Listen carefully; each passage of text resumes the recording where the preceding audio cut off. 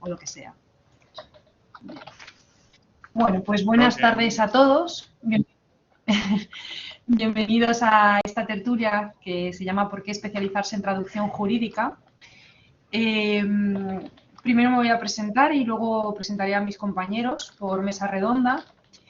Me llamo Cristina Esliva. Hay algunos de los que ya están como participantes que me conocen porque les he dado alguna charla sobre nuestro máster en traducción jurídica, que luego lo mencionaré. Pero bueno, soy graduada en traducción e interpretación, hice el máster en traducción institucional de la Universidad de Alicante y luego hice un máster en marketing digital y comunicación por la ULB en Bélgica. Y fundé mi empresa de traducción. Y por último, lo que ahora estamos más enfocados es en un convenio que tenemos con la UDIMA, la Universidad a Distancia de Madrid, para un máster en traducción jurídica. ¿De acuerdo?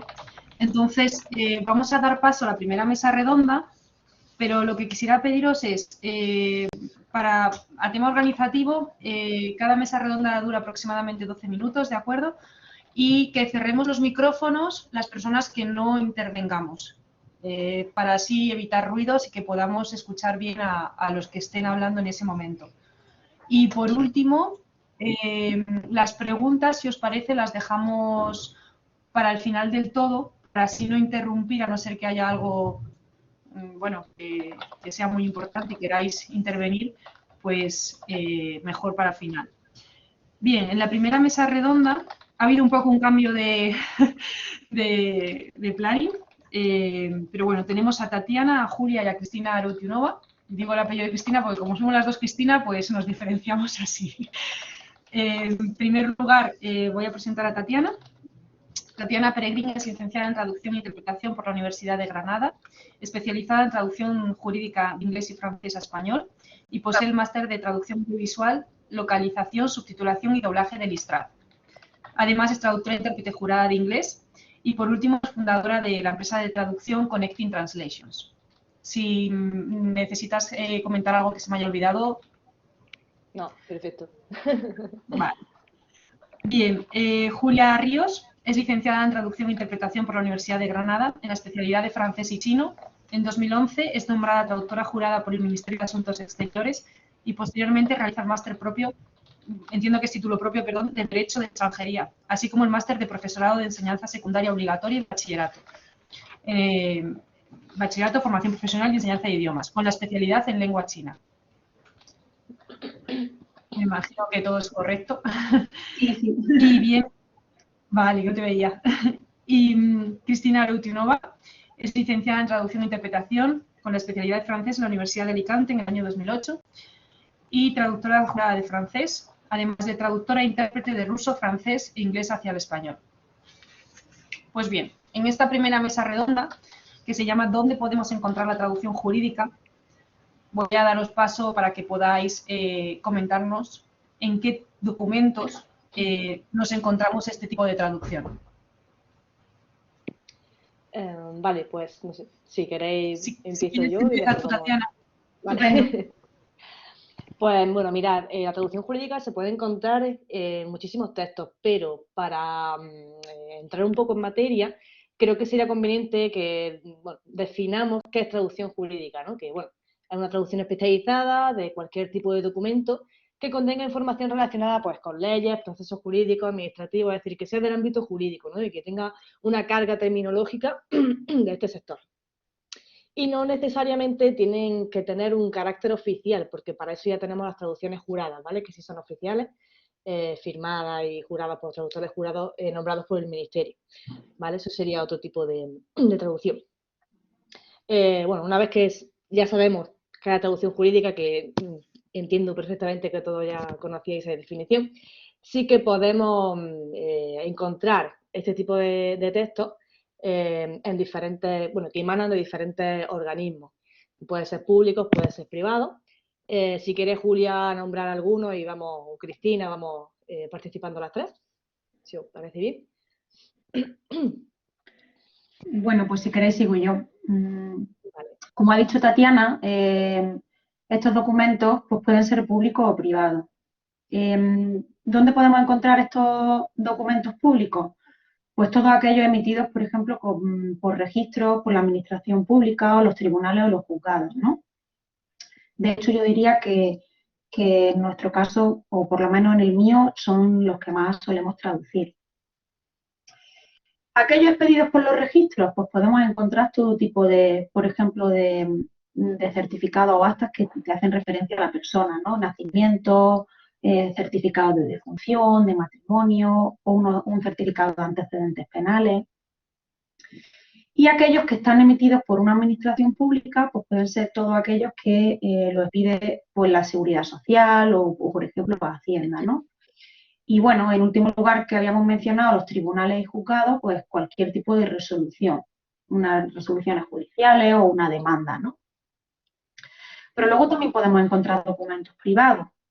Y en documentos privados, pues también hay documentos del ámbito mercantil, ¿no? Encontramos muchos documentos, pues que hacen referencia, por ejemplo, a sociedades, ¿no? Como pueden ser los estatutos de una empresa o la constitución de una sociedad, orden del día, ¿no? De las juntas generales.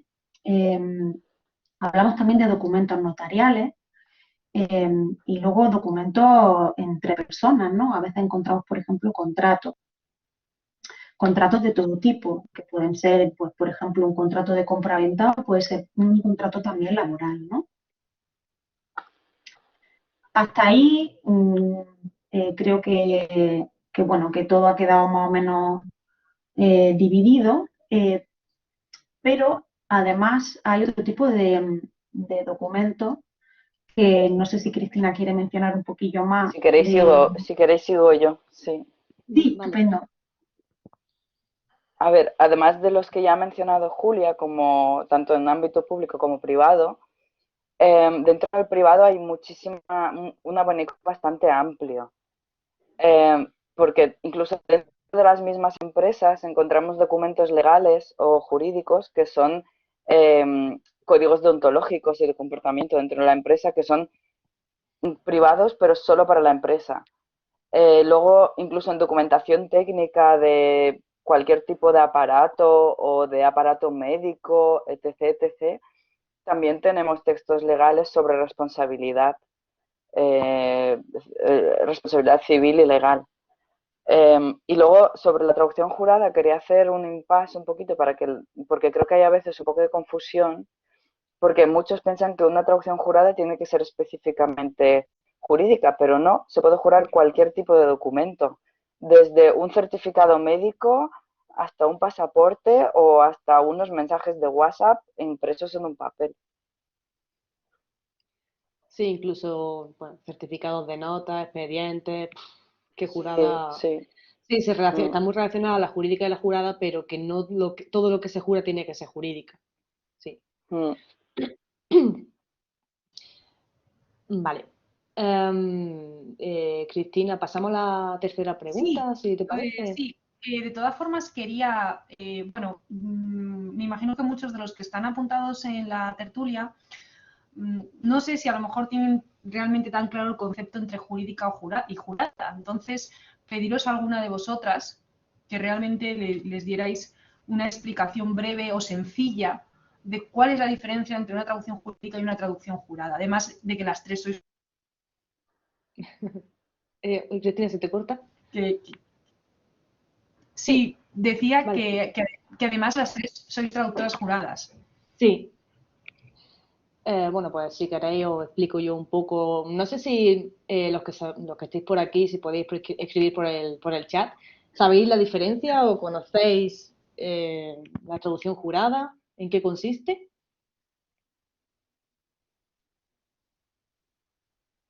Bueno, si no, hago un poco de lío escribir. Mientras si quieres, y vete comentándonos o nos vais comentando entre todas, vale.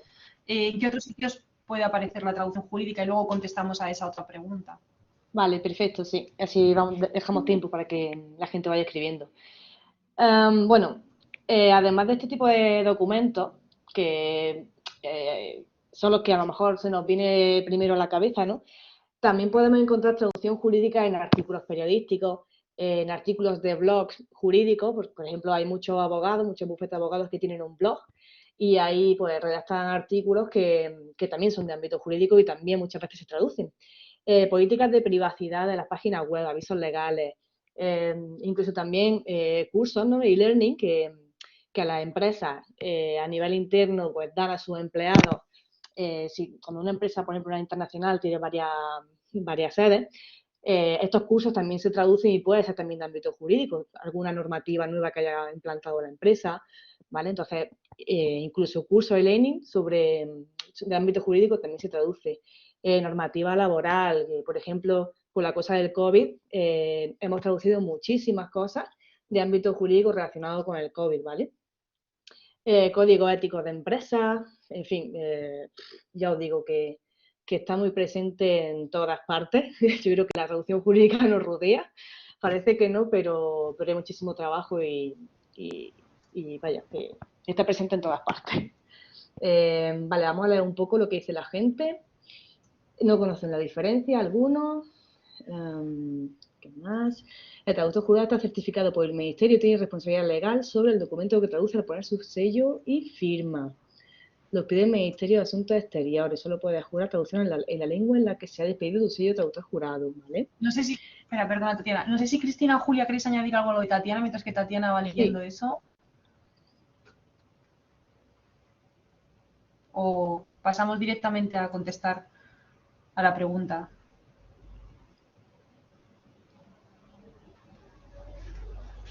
Lo que comentan de que el traductor o intérprete jurado tiene que pasar una oposición, no es una oposición, es un examen, porque no te da derecho a...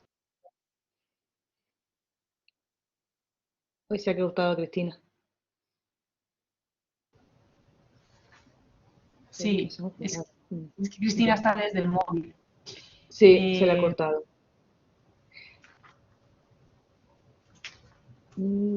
Bueno, Julia tampoco, ¿no? O sea... Julia no sé qué le ha pasado. No. Y Cristina está volviendo, y Julia.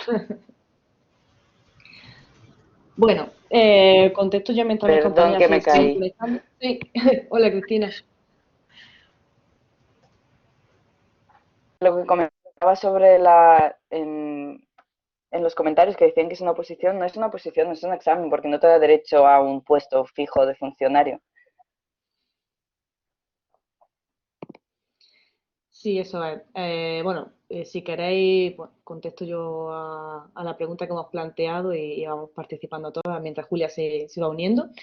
Sí, bueno, a ver, la traducción jurídica, como hemos dicho antes, traducción de cualquier tipo de texto de índole jurídico, ¿vale? Con carga terminológica jurídica. La traducción jurada no tiene por qué ser jurídica, ¿vale?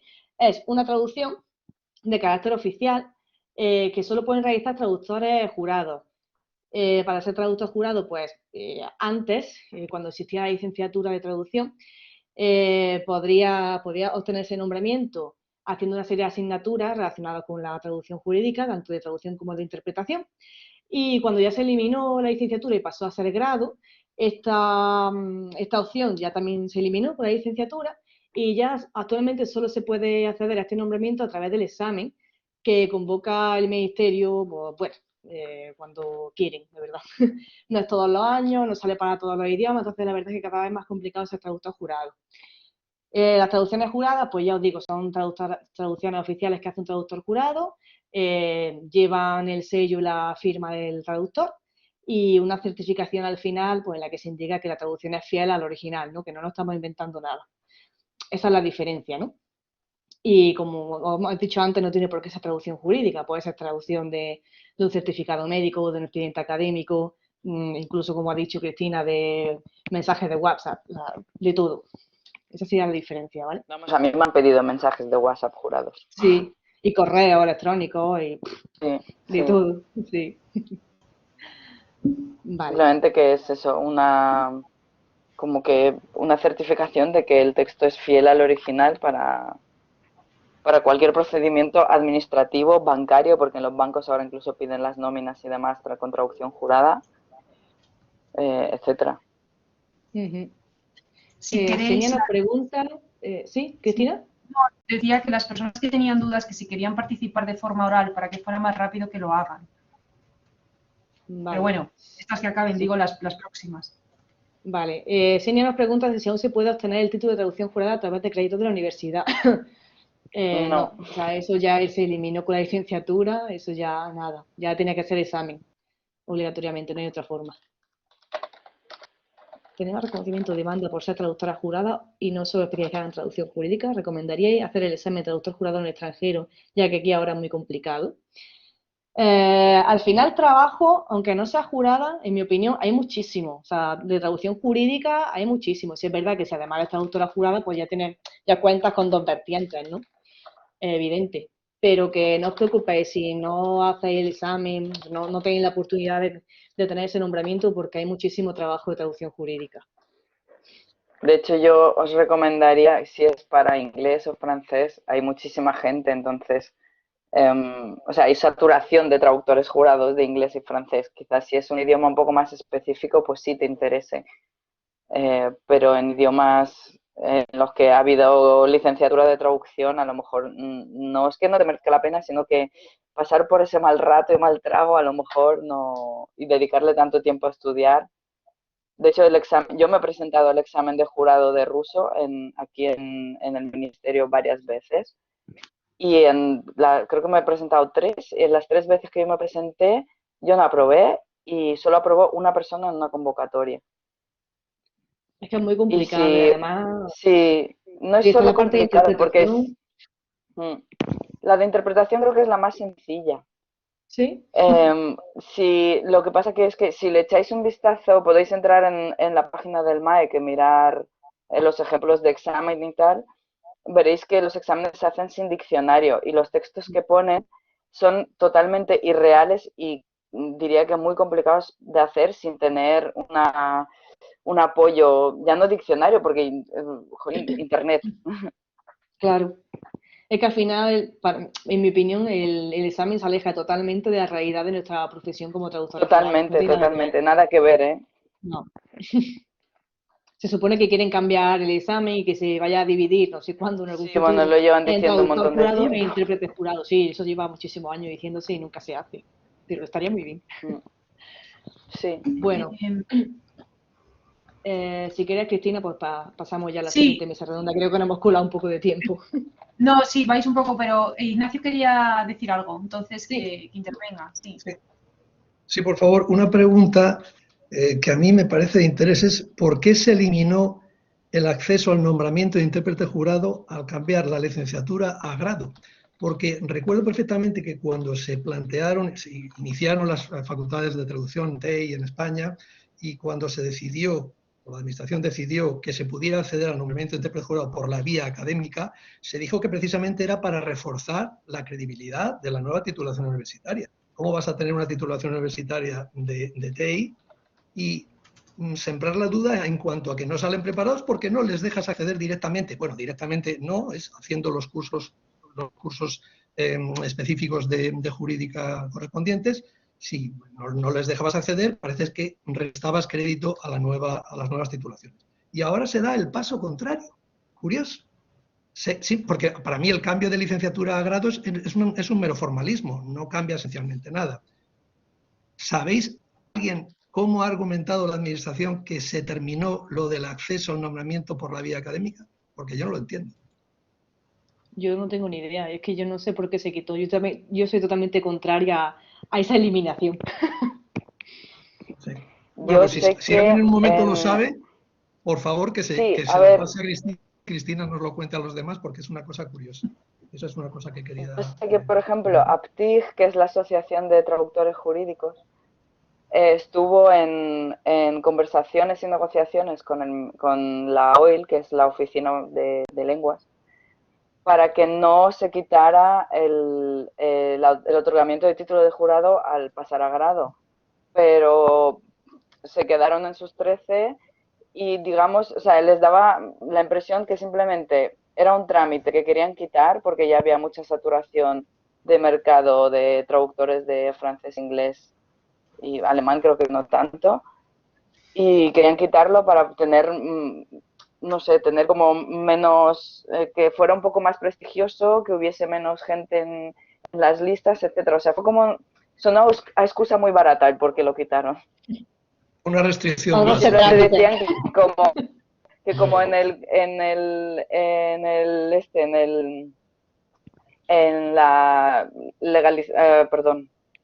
en los textos legales se exigía licenciatura de traducción e interpretación, pues dijeron, como ahora es grado, pues ya no hay. ¿Para qué vamos a cambiar los textos legales, no? Sí, sí.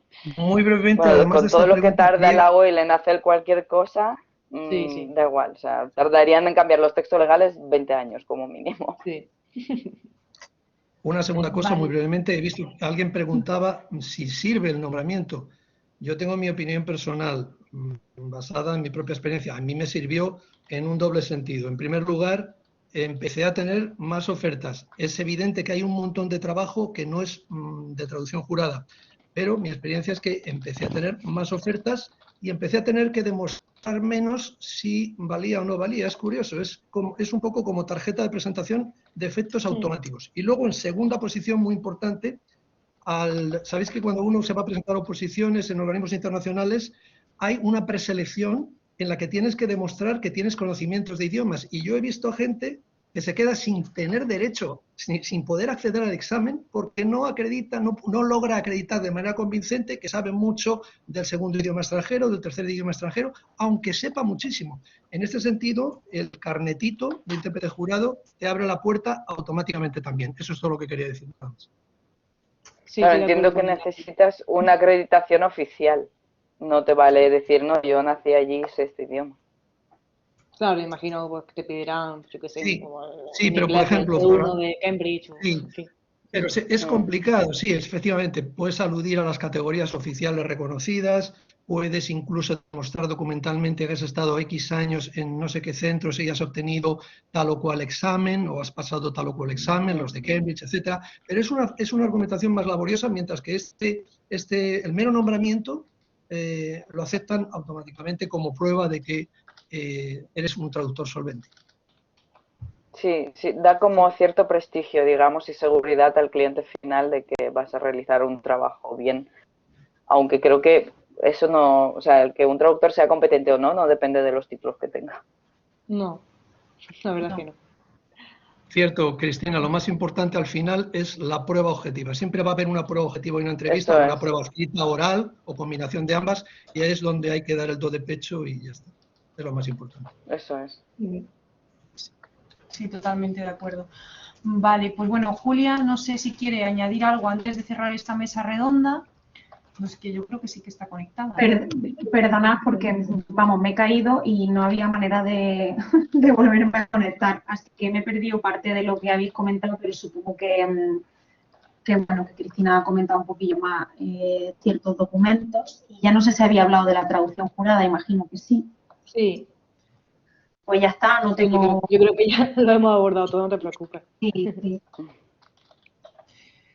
Vale, bueno, pues si os parece, pasamos a la segunda mesa redonda.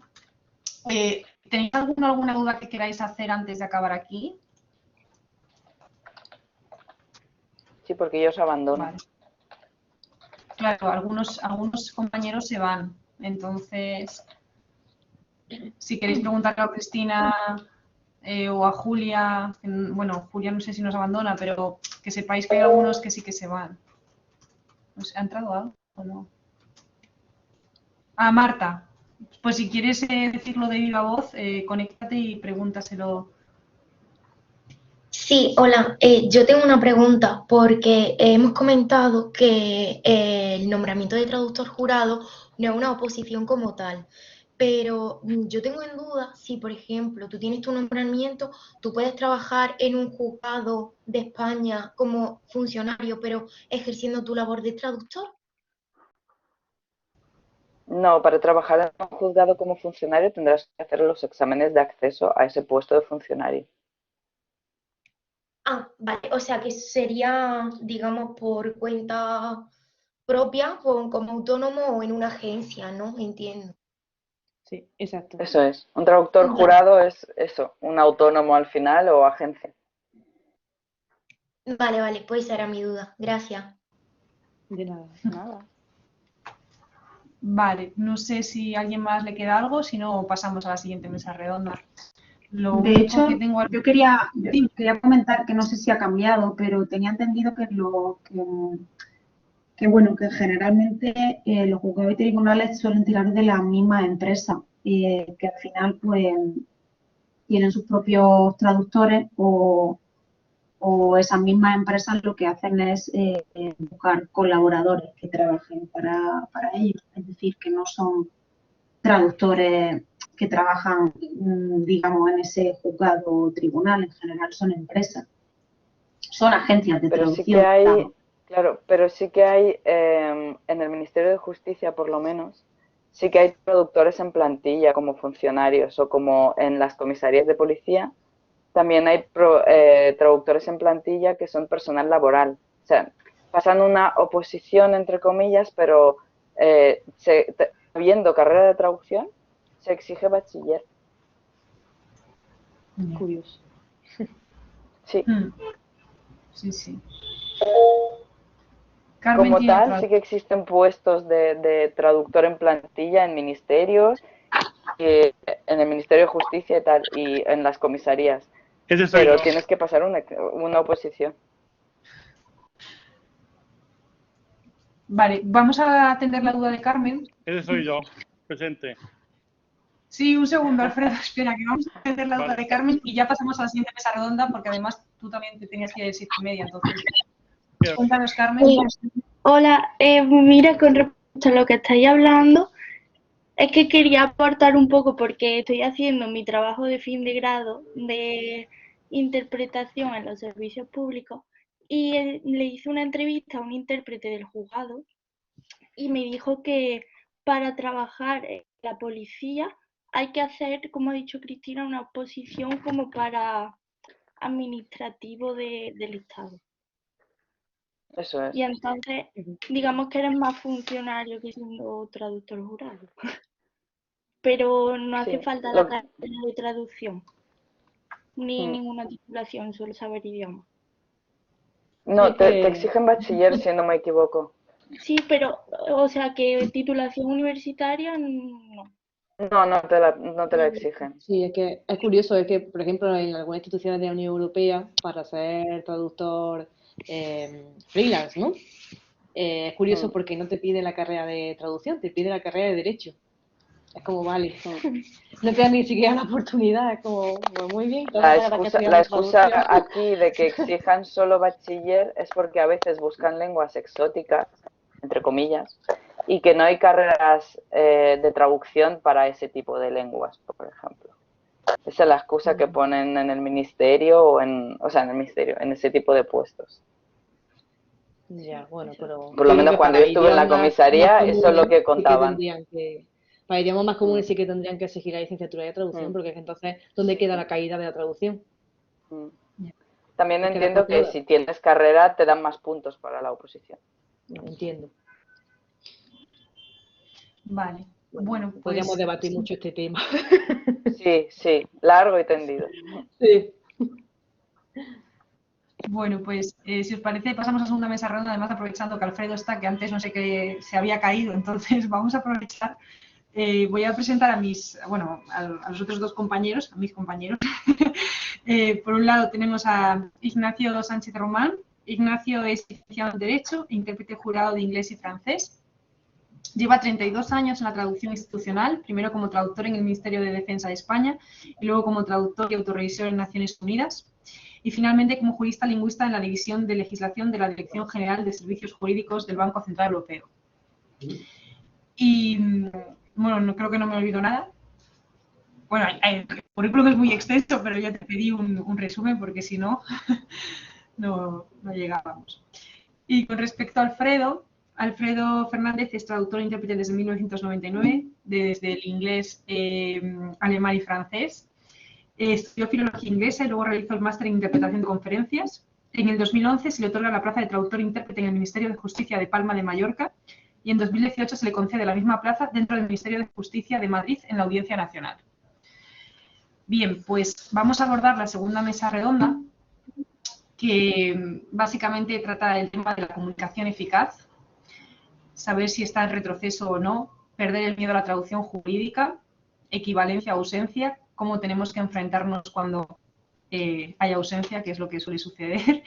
Entonces, bueno, os lanzo la pregunta, ¿cómo definiríamos la comunicación eficaz? ¿Consideráis que está en retroceso? Cualquiera de los dos. Muy bien. Muchas gracias, Cristina. Yo cedo la palabra a Alfredo, tiene prisa. Vale.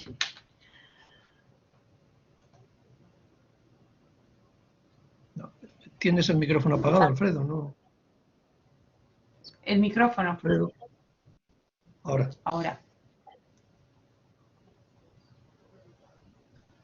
Alfredo. ¿Alfredo?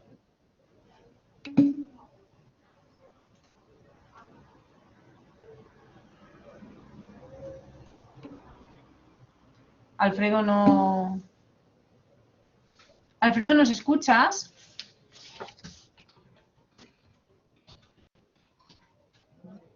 Bueno, si no, Ignacio... Bueno, se lo voy a poner por Bueno. WhatsApp también, pero... No sé cuál es el problema técnico que tiene Alfredo, ¿no? No, En yo todo tampoco. caso, bueno, sí. La comunicación eficaz para mí es el objetivo de cualquier curso que tenga que ver con lenguas, con el uso del idioma como objeto central o con el uso del idioma como vehículo. Tiene una importancia capital, y si me piden que defina la comunicación eficaz, ¿qué es la comunicación eficaz en cualquier ámbito, sea general o especializado, sea oral o escrito? Yo diría que es la creación de un mensaje en el que ni falta ni sobra información. Esta está ordenada, bien organizada, bien estructurada y expuesta de manera clara. O sea, tres elementos: integridad, buena estructura y claridad. Eso es una comunicación eficaz. Y luego, la comunicación eficaz en derecho o comunicación eficaz jurídica tiene una peculiaridad en cuanto a el primer elemento, el de la integridad. He dicho que en general no debe ni sobrar ni faltar información. Esto hay que tenerlo, hay que relativizarlo en traducción jurídica, porque a veces, para que la comunicación jurídica sea eficaz, hay que dar algo más de información que la que da el original, porque hay que salvar de alguna manera la falta de equivalentes plenos. Esto lo veremos más adelante si hay tiempo. Y eso es para mí la definición de comunicación eficaz. Alfredo.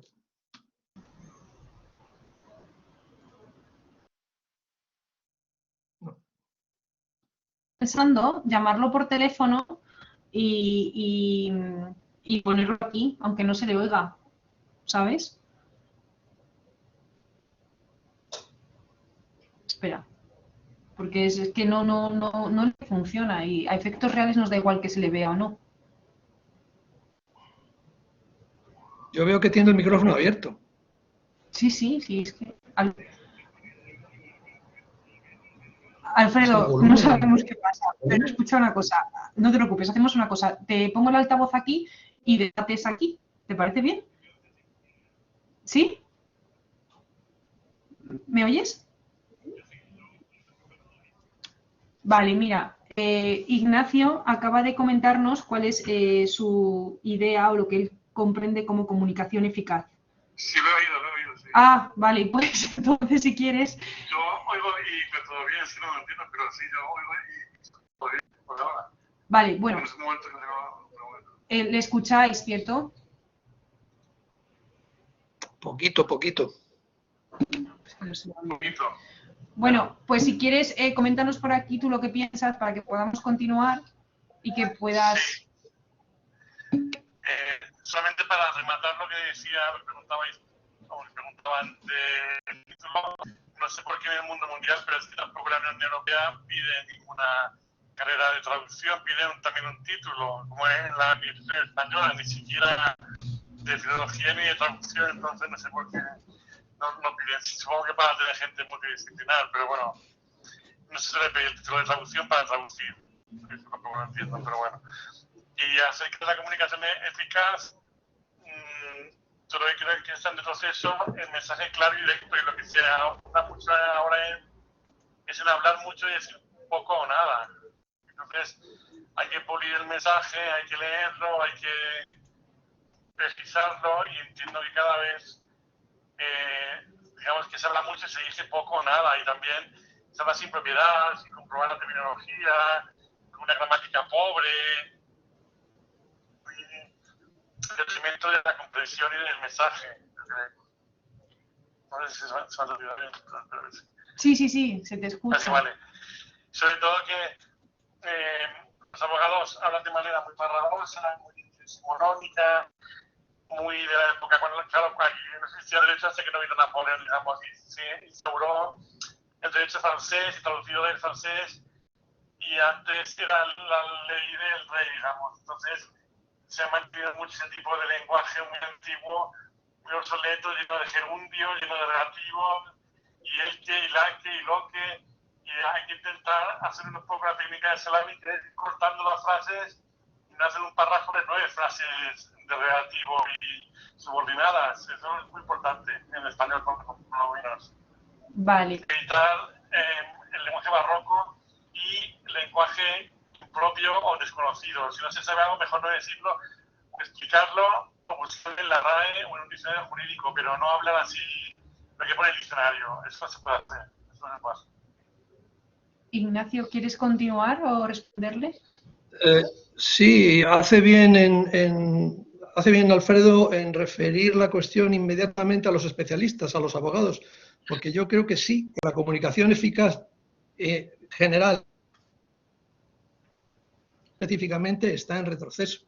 Ahora no llevaría mucho explicar las causas, cada cual tenemos nuestras teorías, pero está en retroceso también entre los especialistas. ¿Cuál es el lado positivo de esto? Como yo siempre trato de explicar para que no parezca que es algo muy negativo, sino que tiene siempre su lado positivo. Pues que quien comunica eficazmente automáticamente se vuelve competitivo, muy competitivo. Yo os digo que en mi experiencia en los procesos de selección, tanto de personal permanente como externo en organismos internacionales, lo primero que capta la atención favorablemente, favoribilísimamente del corrector es una comunicación eficaz. O sea, un texto en el que está lo que dice el original y nada más que lo que dice el original, está bien estructurado y es claro. Con eso, tu ejercicio se destaca automáticamente de los demás. Y quien dice ejercicio dice cualquier escrito en la vida profesional y yo diría que incluso en la privada. El que comunica eficazmente se coloca en una situación de ventaja en todo su, digamos, giro profesional. Incluso en la vida privada le van a leer con más agrado los mensajes y las cartas que escriba, si es que alguien todavía escribe cartas. Ojo lo que ha dicho Ignacio con respecto a que es un punto, ha dicho, vamos, que es, vamos, a mí me ha encantado lo que has dicho, pero la importancia de saber comunicar, además, siendo traductores, nos dedicamos a ello, y cómo destacamos al comunicar bien. Muy, muy, muy interesante, muy, muy bueno. No sé, Alfredo, si quieres comentar algo. Sí, un momento solamente por remachar esta idea. Hasta tal punto llega la cosa que, en contra de lo que muchos opositores piensan, o candidatos a plazas del sector privado también, o a puestos en agencias, porque siempre va a haber una prueba objetiva, normalmente te van a pedir un ejercicio, sea presencial o no. Lo que marca la diferencia es la comunicación eficaz, no el conocer o desconocer determinados términos técnicos concretos. Claro, es que el mensaje llegue, que se capte el concepto, ¿no? No, que no se tumba a nadie por no saber tal o cual palabra. Claro. Ignacio, Alfredo, ¿quieres responder o decir algo? ¿Alfredo? No sé, Alfredo, ¿me oyes? Que sí, que decía que como los traductores no somos abogados, sí, pues también tenemos que adaptarnos y evidentemente incluirlo en el torrente del mensaje y poner cursivas o explicarlo, porque tampoco puedes poner 15 notas a pie de página en cada texto, ¿no? Y sí que es verdad que la verdad es que te identificas, siempre escribes en lo que es la asignación importante de 1806 y 8000, que es que pongas lo que es y que sea lo que pongas y no pones ni más ni menos.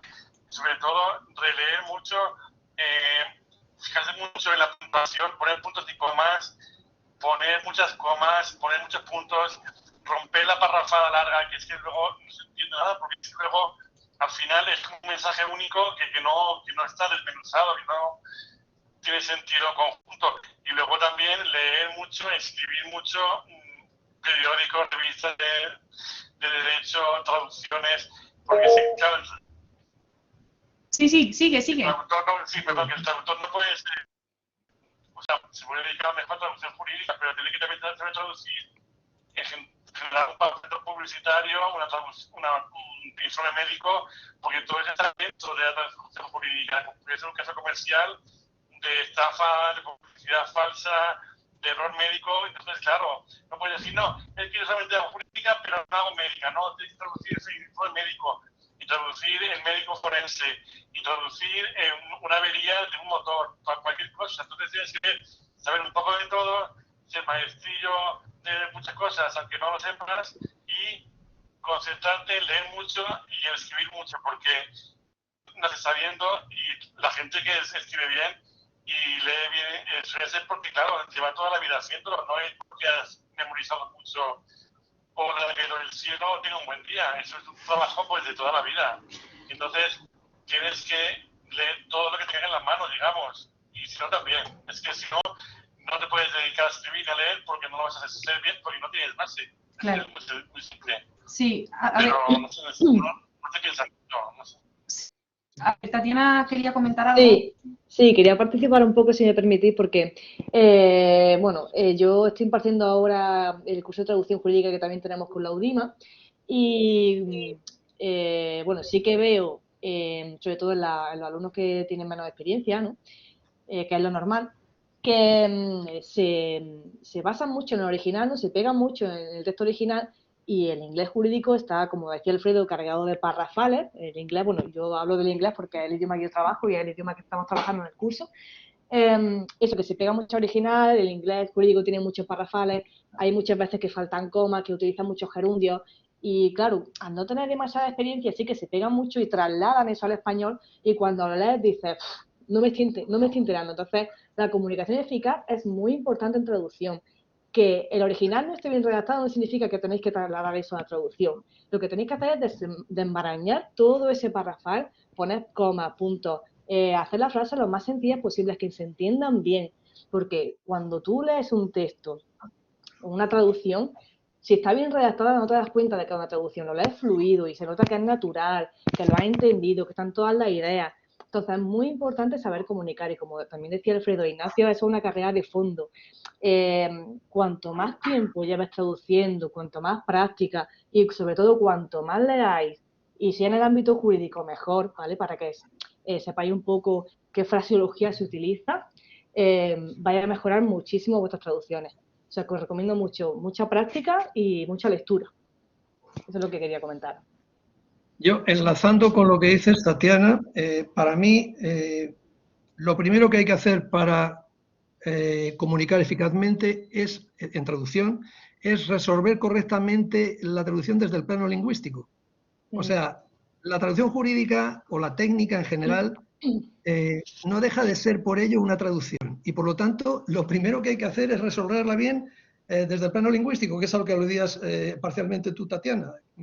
Resolverla bien desde el plano lingüístico quiere decir que, aunque el fondo lo tengas que investigar porque no lo conoces exactamente, aunque haya muchos términos concretos técnicos que no conozcas, resolver correctamente desde el punto de vista lingüístico la traducción consiste en empezar poco a poco, identificar el sujeto o los sujetos, el verbo, los complementos, la frase principal, las frases subordinadas, la idea central, las ideas accesorias. Esto es esencial. Y luego, como segundo paso, no necesariamente cronológicamente, porque cuando se va adquiriendo más experiencia, las dos resoluciones, la del nivel lingüístico y la del nivel técnico, se hacen simultáneamente de manera espontánea. Pero en un primer momento, primero la resolución lingüística y luego vamos cubriendo las lagunas técnicas que haya. Así que esa es, para mí, ese es el punto de partida, la resolución lingüística de una traducción, sea del sector del automóvil, sea lingüística jurídica o sea general. Sí, estoy de acuerdo. Yo, de hecho, hay veces que me he tenido que enfrentar a párrafos grandes que incluso me he tenido que hacer esquemas. Vale, esto aquí, para poder entenderlo bien. Una vez que lo entiendo bien, puedo redactarlo bien en español. Eso es fundamental, entender el concepto. Y para eso, si tenéis que hacer esquemas de verdad escritos, que lo hagáis, porque es que la única forma a veces de traducir bien. Tenéis que entenderlo todo. Esto no significa que el original, como algún colega ha dicho antes, no significa que el original sobre el que vayáis a trabajar esté siempre bien estructurado y sea siempre claro. Evidentemente, eso, lo que nosotros mejoremos del original, sin poner ni quitar información, va a ser el valor añadido en esta traducción. Con una salvedad que tengo que hacer. En la traducción jurídica, si hablamos de traducción de textos jurídicos directamente, no se pueden alterar las subdivisiones. O sea, tú no puedes, donde hay dos frases, convertirlo en una, porque cuando se hace referencia a las subdivisiones de un texto jurídico, tienen que ser las mismas subdivisiones, tanto en la lengua de partida como en la lengua de destino. Esta es la única limitación que hay. Pero en muchas otras traducciones jurídicas sí es posible jugar también con la estructura. Este es un punto que quería aclarar. Sí, Alfredo quería decir algo. Sí, realmente también pensar que del inglés al español hay un desfase de un 20-30% de espacio, porque es una lengua latina, porque ponen los artículos, etcétera. Entonces, que se preocupe más es normal. Lo que dicen que es muy importante la ley, no poner más párrafos o un párrafo, son tres, grandes o pequeños. Y luego muy importante también, por ejemplo, seguir el registro cuando habla un declarante, un testigo. El registro es, por ejemplo, el registro es muy técnico, hay que trasladarlo. No se puede decir que un médico hable lo mismo que un dependiente, por ejemplo. Todo eso tiene que estar muy bien reflejado. Y luego pensar que eso es un documento oficial y público, porque la justicia es un medio público y luego hay jurisprudencia y luego se va a publicar y es de acceso público. Entonces, lo que no se puede hacer es hacerlo de cualquier manera, hay que volcar todo el contenido, comprobar que están todos los conceptos. Lo que no existe en español se explica. Por ejemplo, hay algunos idiomas en los que avión se dice pájaro de metal. Pues si no existe en español los cohetes supersónicos tal, pues se explica cohetes supersónicos tal. Porque no se puede tampoco inventar conceptos y por conceptos que no existen. Y todo eso tiene que estar, es como hacer el caje de bolillos y cada cosa, cada frase tiene que estar ligada con su complemento directo, con su agente o su apósito. Bueno, pues todos los complementos que sean correspondientes, porque es que es muy importante que se vuelque toda la información, no se pueden olvidar palabras o términos, eso sería también un desastre. Entonces, es todo, la forma, el fondo, la puntuación, la sintaxis, hay que hacer varias lecturas del texto final, varias. Sí, yo quería, por último, intentar abordar por qué le tenemos tanto miedo a la traducción jurídica. No sé si Ignacio o Alfredo queréis comentar. Porque es arcaica y porque tiene mucho respeto, digamos, pero es que hay que avanzar. Yo no soy médico y he hecho traducciones de procedimientos quirúrgicos de una rodilla que yo no tenía en Alemania casi nada, y poco a poco con las fotos y todo, pues uno va haciendo, o sea, a caminar se aprende andando, tienes que lanzarte como puedas y poquito a poco cada frase, cada verbo y ponerlo, eso se aprende trabajando y leyendo mucho y luego escribiendo también. Sí. ¿Ignacio? Sí, me resulta muy curioso, Alfredo, que aludas a la combinación en el lenguaje del foro entre lenguaje técnico médico y lenguaje técnico jurídico. Es una combinación explosiva, desde luego, en algunos casos. Es que yo justamente iba a decir que a la traducción jurídica se le tiene miedo por su nivel técnico, pero tiene que haber algo más. He estado meditando para la tertulia y le digo, no puede ser solo el nivel técnico, porque el nivel técnico lo tiene también la traducción técnica de máquina herramienta, industria farmacéutica, medicina. Solo el nivel técnico no puede ser. Por difícil que sea en ciertos sectores de la traducción técnica encontrar equivalentes, lo definitorio de la traducción jurídica y por lo que asusta es porque abunda la ausencia de equivalentes plenos. En la traducción técnica existe el equivalente, te costará mucho encontrarlo, pero existe. Al final te llamará un colega y te dirá, mira, en este diccionario Pictorial, en este diccionario de ilustraciones, he visto cómo se llama esta pieza de la bicicleta. Existe. Pero la peculiaridad de la traducción jurídica no es el nivel técnico, porque eso es común a las traducciones técnicas de cualquier otro orden. Lo particular de la traducción jurídica y por lo que asusta es por la falta de equivalencias plenas. Falta de equivalencias plenas que automáticamente se trata de traducir como intraducibilidad. No tengo impotencia plena, no puedo traducir impotencia. Y eso es lo que yo quiero combatir. Hay que hacer una perífrasis, se explica, se pone en la equivalencia que no es equivalente, pero es que hay que quitarle el miedo a buscar. Ahora tenemos un tabla de Dios que no teníamos hace 30 años. Antes tenías que ir a la biblioteca, buscar diccionarios especializados, enciclopedias, y irte a la universidad de Derecho o a la de Mecánica.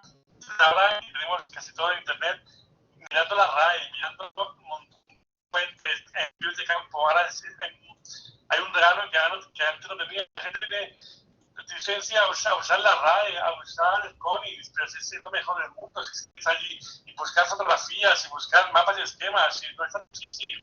Tampoco hay que ser un genio, hay que trabajar y ser muy constante. Y mirar, buscar, comparar y seguir. Sí.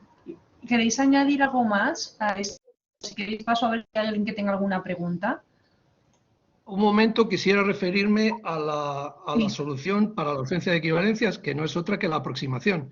Y cuando se menciona la aproximación, o la menciono, me encuentro en muchos círculos que la gente dice, ya estamos. O sea, como no sabes exactamente, pues dices algo parecido. Entonces te sacan lo del traduttore traditore. Y yo siempre lo combato explicando que es absolutamente injusto y falaz decir que la aproximación es ilegítima en traducción jurídica. La aproximación existe desde el propio nivel de creación de la expresión original, porque uno tiene a su disposición una serie de recursos lingüísticos y dice no exactamente lo que quiere decir, sino una aproximación al mensaje que él mismo, el creador del mensaje original, tiene en la cabeza. O sea que hay 4 niveles de aproximación, nada menos. El de creación del mensaje, el de la lectura por quien lo lee, el de la traducción por quien lo traduce y, en cuarta posición, el nivel de aproximación de quien lee la traducción. O sea que la aproximación es normal.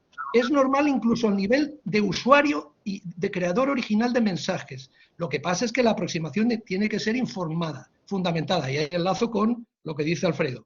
Hay que investigar, hay que buscar. No lleva tanto tiempo porque Internet es una herramienta muy poderosa y tiene que ser una aproximación fundada, informada. Esa es la manera de combatir la supuesta intraducibilidad en caso de ausencia de equivalencias plenas. Sí, Alfredo. Ya, pero siempre hay connotaciones, las lenguas no son iguales, las connotaciones no son iguales. Tú dices a un inglés lo que le parece la lluvia y a un español y a uno de Sahara y tienes cosas diferentes. O sea, los conceptos no son iguales, las lenguas no son iguales, ni tampoco es que los imágenes, digamos, la cultura tampoco es la misma, ni tampoco el lugar, el clima. Entonces, siempre va a ser una aproximación, nunca hay equivalencia exacta. En España se lo toma más laxo, a lo mejor uno alemán más al pie de la letra, diciendo lo mismo. Entonces, lo que dice Ignacio, son muchos niveles que van traspasando desde el orador, el canal, luego el significado y luego la interpretación personal. Entonces, nunca hay una equivalencia, una traducción exacta, directa, es que no existe. Porque la misma gente te dice, ¿pero qué quieres decir?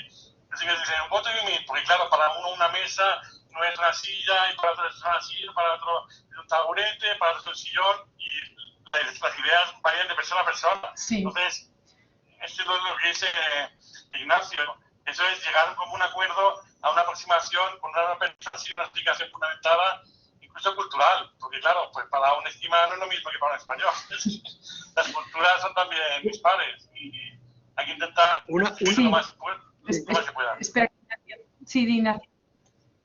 Una última cosa para no asustar a la audiencia. Es decir, la aproximación informada es libre hasta el punto en que, o en la medida que uno sea dueño del producto final. Pero esto no sucede más que rarísimamente. Quiere decir que tú trabajas con una aproximación informada y luego se la ofreces al cliente y el cliente es el que manda y es el dueño del resultado final, que para eso paga. Y si al cliente no le gusta tu aproximación formada y te pide informada y te pide una traducción literal o que incluso dejes el término sin traducir, pues evidentemente el cliente manda y ya está. Pero tú has dado el paso, como decía Alfredo antes, de investigar, ver las opciones y hacer una propuesta que luego se mantendrá finalmente o no, dependiendo de quien tenga la última palabra. Sí, bueno, si os parece, para por ver si hay alguien que tenga alguna pregunta de los que están de participantes, para ir un poco cerrando esta mesa porque nos queda todavía una. No sé si hay alguien que tenga alguna pregunta para Ignacio o Alfredo.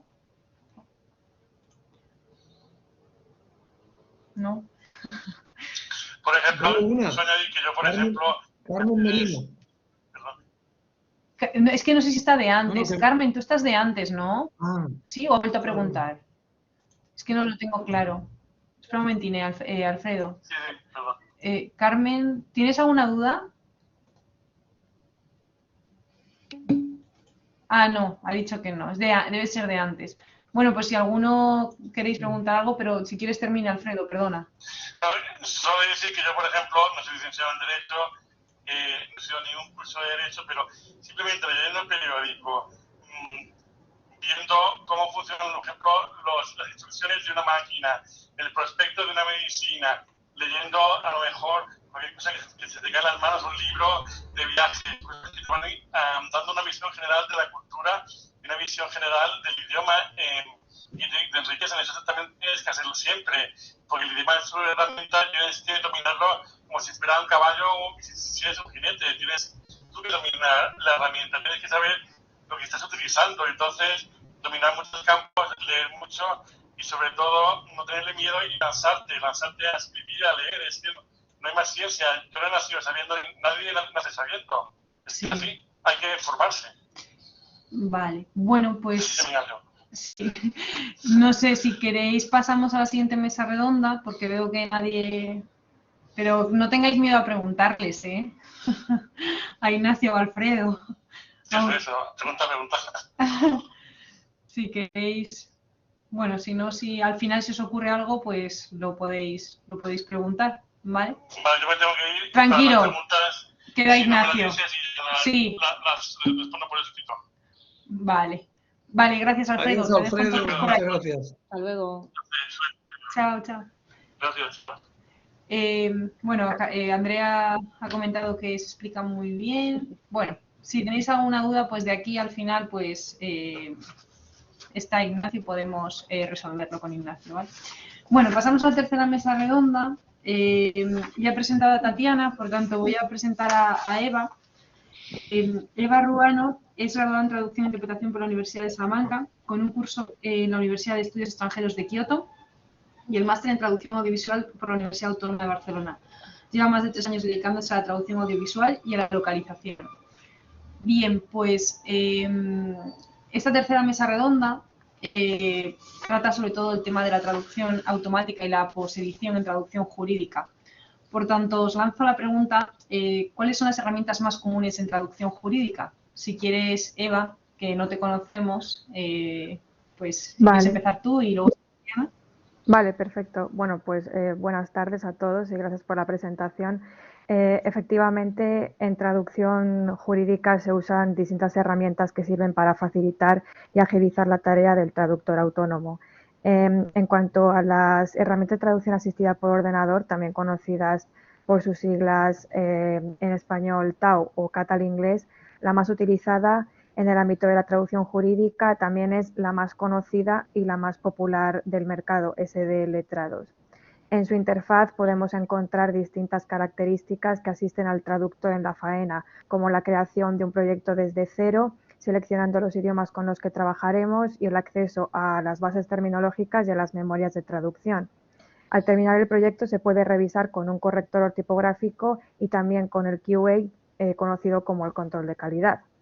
E incluso cabe la posibilidad de vincularla con una herramienta de traducción automática llamada DeepL, de la que os hablará más adelante, mi compañera Tatiana. Aparte de Trados, también existen otras herramientas, por ejemplo, MemoQ, otra TAO cuya interfaz se asemeja a grandes rasgos bastante a Trados y que también puede resultar en una buena opción para los traductores. No obstante, las opciones que he comentado hasta ahora eran de pago, pero también existen alternativas gratuitas y no tenemos por qué ceñirnos siempre a las de pago.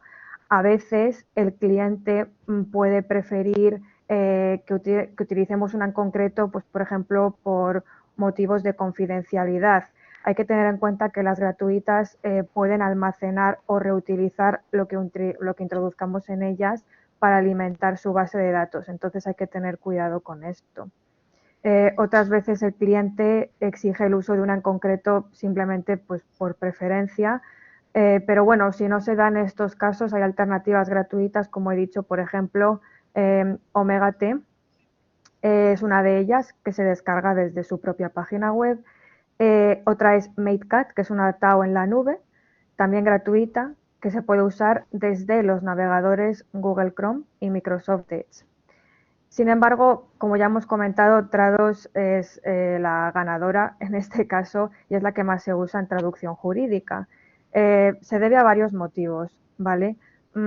Destacan entre ellos pues algunos recursos de traducción como la creación y el uso de bases terminológicas, de memorias de traducción, los proveedores de traducción automática y los diccionarios de autosuggest.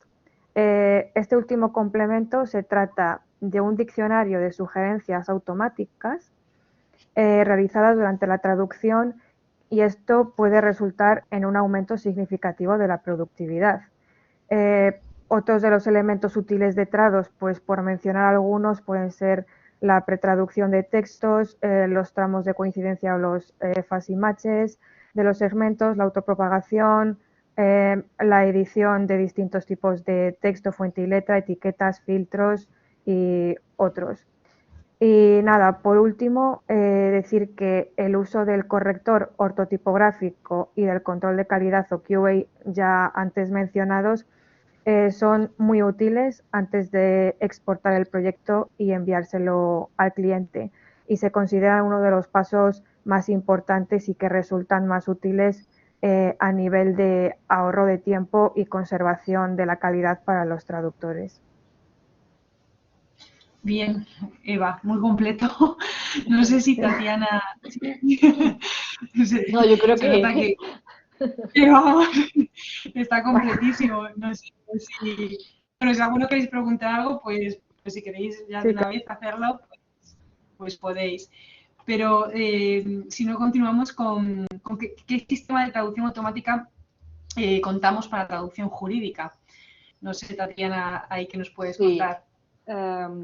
Yo por mi experiencia en traducción automática conozco varios motores de traducción automática, como puede ser DeepL o puede ser también Systram, pero por mi experiencia y también estudios que se han realizado, el que mejor funciona para traducción jurídica es DeepL. Os lo voy a escribir en el chat, ¿vale? Es de pago. A ver, tenéis que saber la diferencia entre la traducción automática que se ofrece de forma gratuita, como por ejemplo Google Translate, y después las versiones de pago. Google Translate también tiene una versión de pago y claro, la calidad de la traducción es muchísimo mejor que la versión gratuita. Con DeepL, pues bueno, pasa algo similar. DeepL tiene una versión de prueba, ¿vale? Que, bueno, no sé si es durante un mes, pues puedes introducir X textos en la plataforma, ¿vale? Para que te los traduzca, tiene un límite de textos, pero después tiene dos versiones de pago. Una es, una vez que ya se acaba ese mes de prueba, seguirá el mismo sistema, ¿no? Pues, tú llevas tu texto a la plataforma, te lo traduce automáticamente y te lo descargas.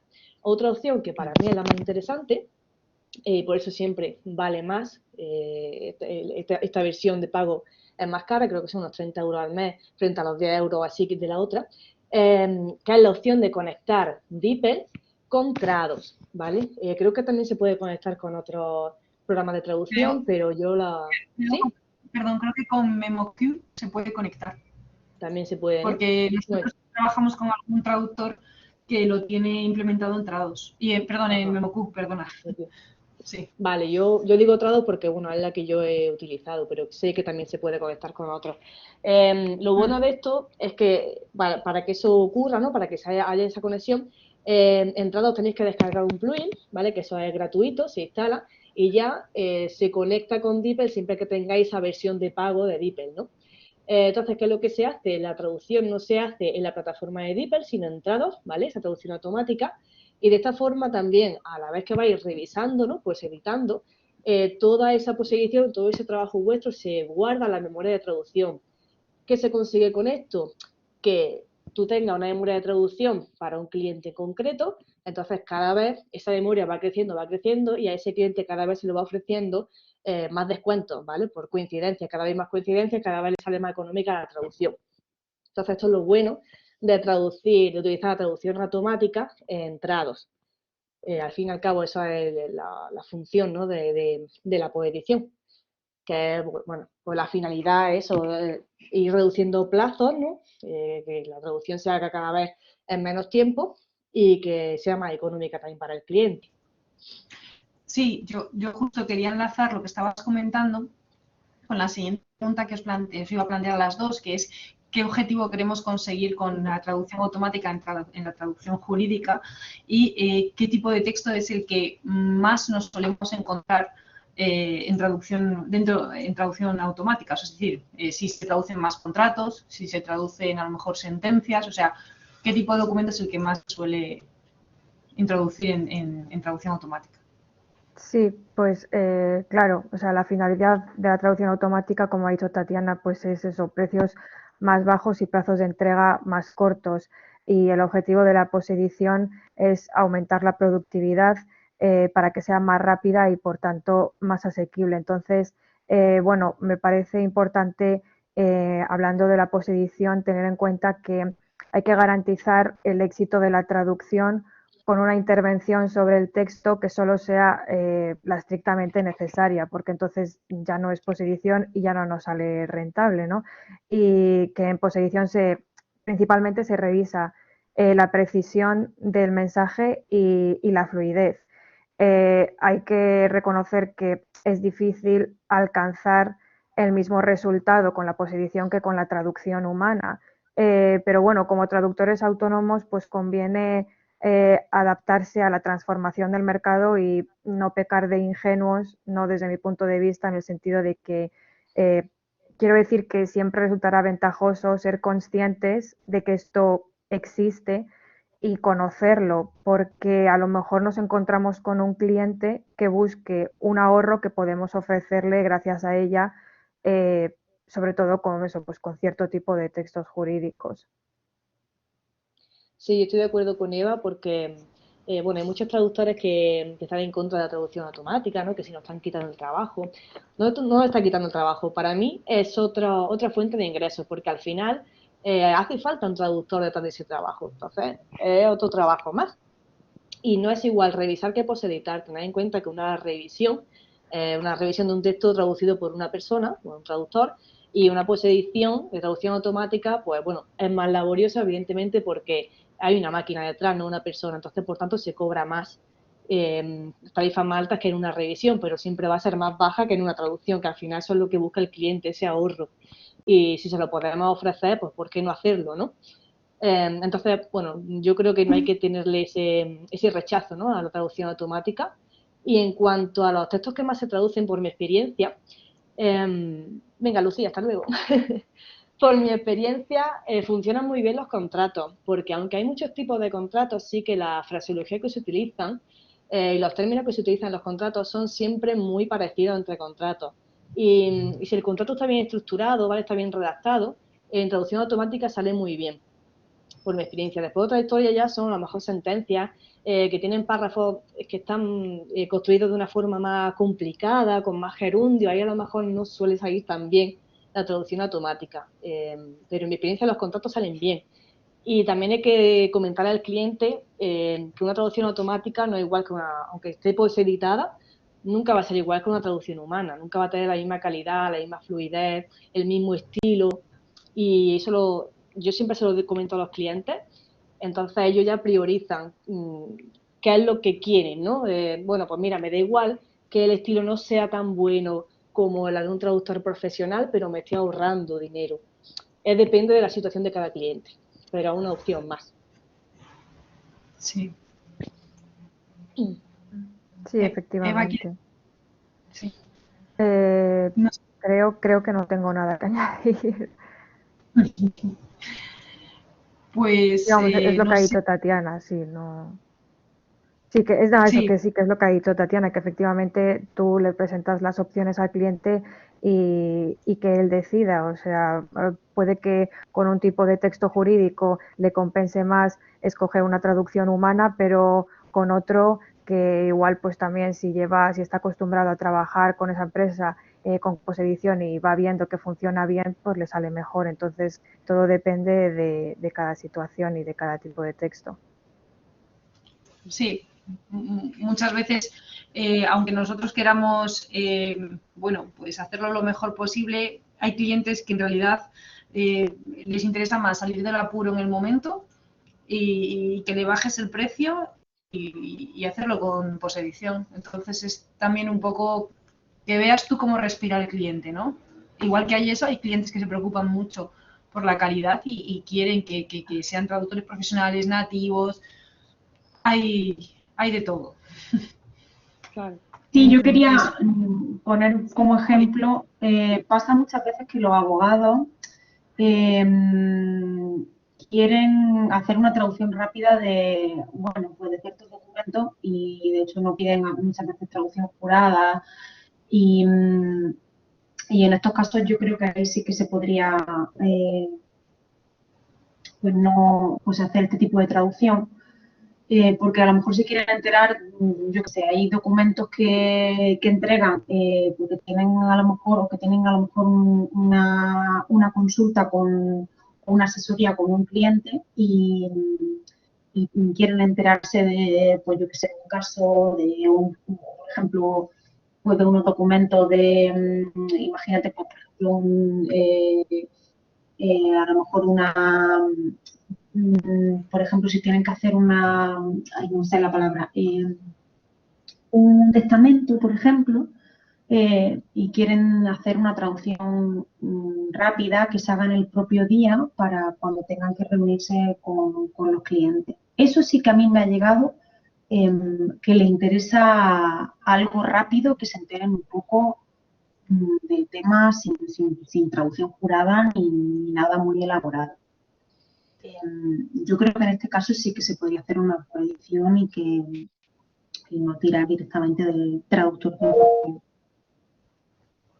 sí.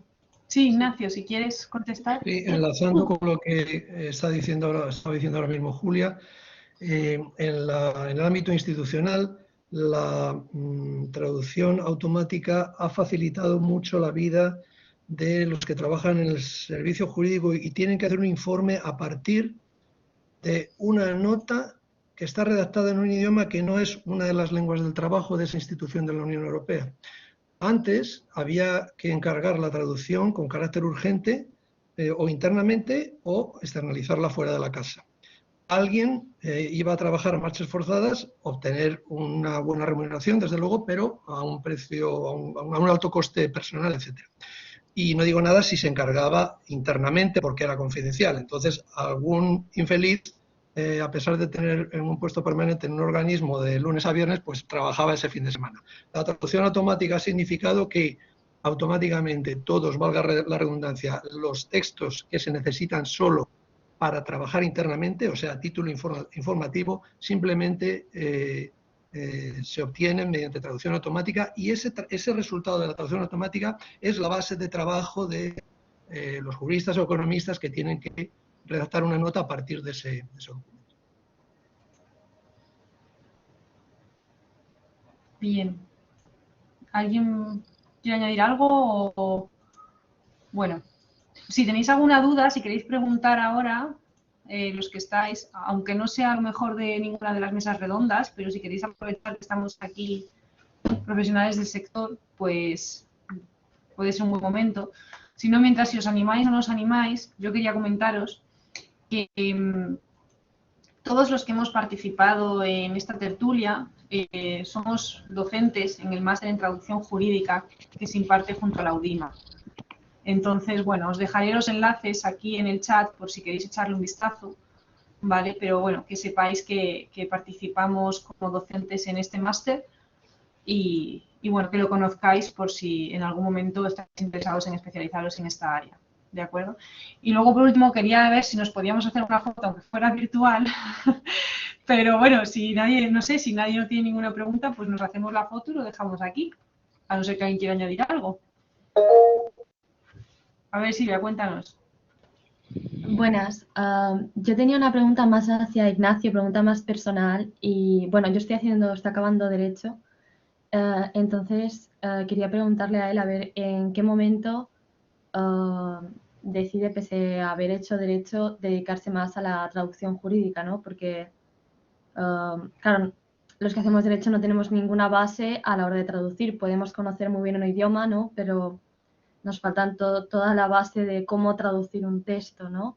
Qué estructuras seguir y todo, y es algo que a mí por lo menos me echa mucho para atrás, ¿no? Porque me gusta mucho el derecho, pero también me gustan mucho los idiomas, entonces es difícil. Sí. ¿De qué universidad eres, Silvia, perdona? De Baleares, de Mallorca. Ah, vale, o sea, tú no participaste en la charla que yo di a dos compañeras tuyas, ¿no? Sí, sí, no, sí. No eras No. ninguna de ellas.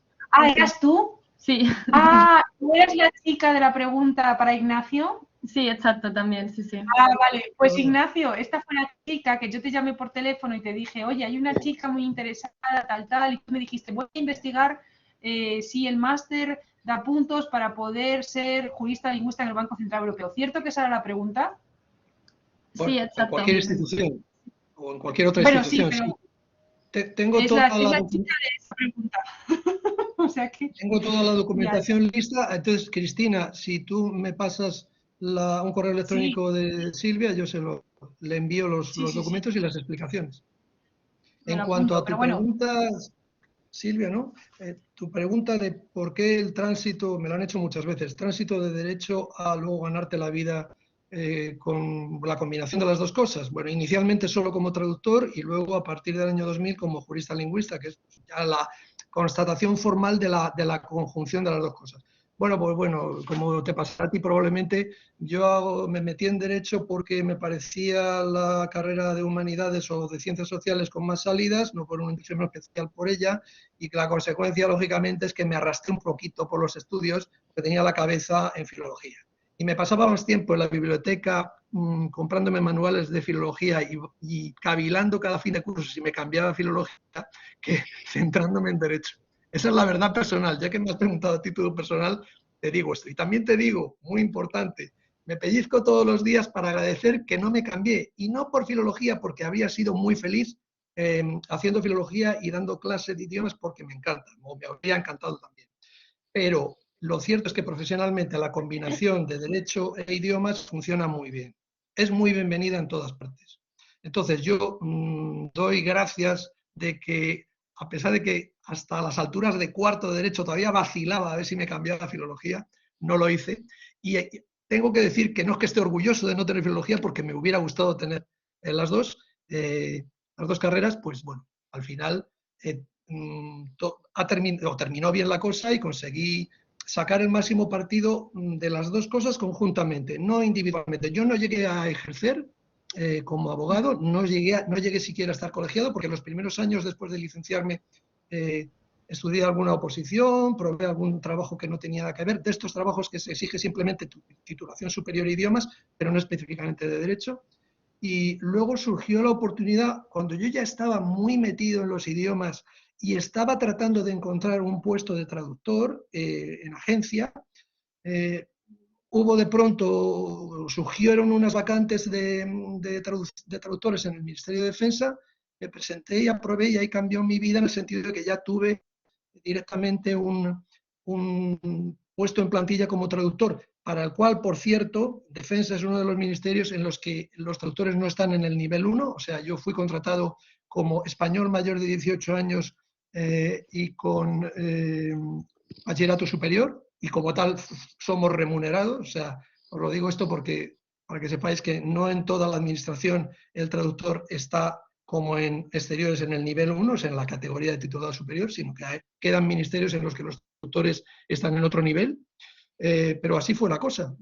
Una vez que conseguí ese puesto permanente, ya vino todo muy rodado. Primero hice el examen de traductor jurado de inglés, luego de francés, lo saqué, hice algunas colaboraciones, todo iba muy rodado, y luego al final pues quise probar en organismos internacionales, aprobé una primera convocatoria y fui cambiando, fui probando distintos sitios. Pero como resumen, la idea que yo te transmitiría, tengo un colega que tiene un camino parecido, que es el de económicas primero y luego traducción. Una compañera mía también hizo primero, dos compañeras mías hicieron primero Derecho y luego TEI. Yo tengo claro que la combinación entre Derecho y Económicas y cualquier licenciatura con TEI o con idiomas abre muchas puertas.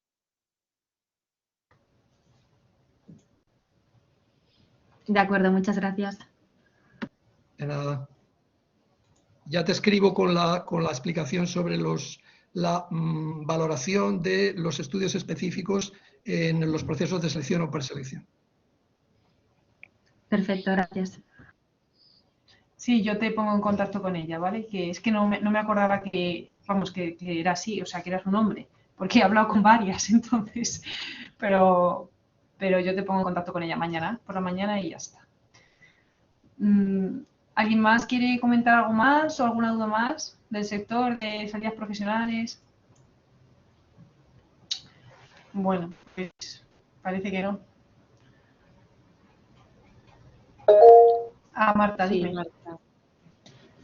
Sí, es que mi miedo es siempre lo que es cómo introducirte en el mundo laboral, porque es que yo es verdad que este año me encuentro en tercero de carrera, ¿no? Que todavía me queda un año por delante y acaba este, pero el tiempo pasa volando, ¿no? Entonces, pues, digo, el año que viene me veo en junio con la carrera acabada y ¿ahora qué?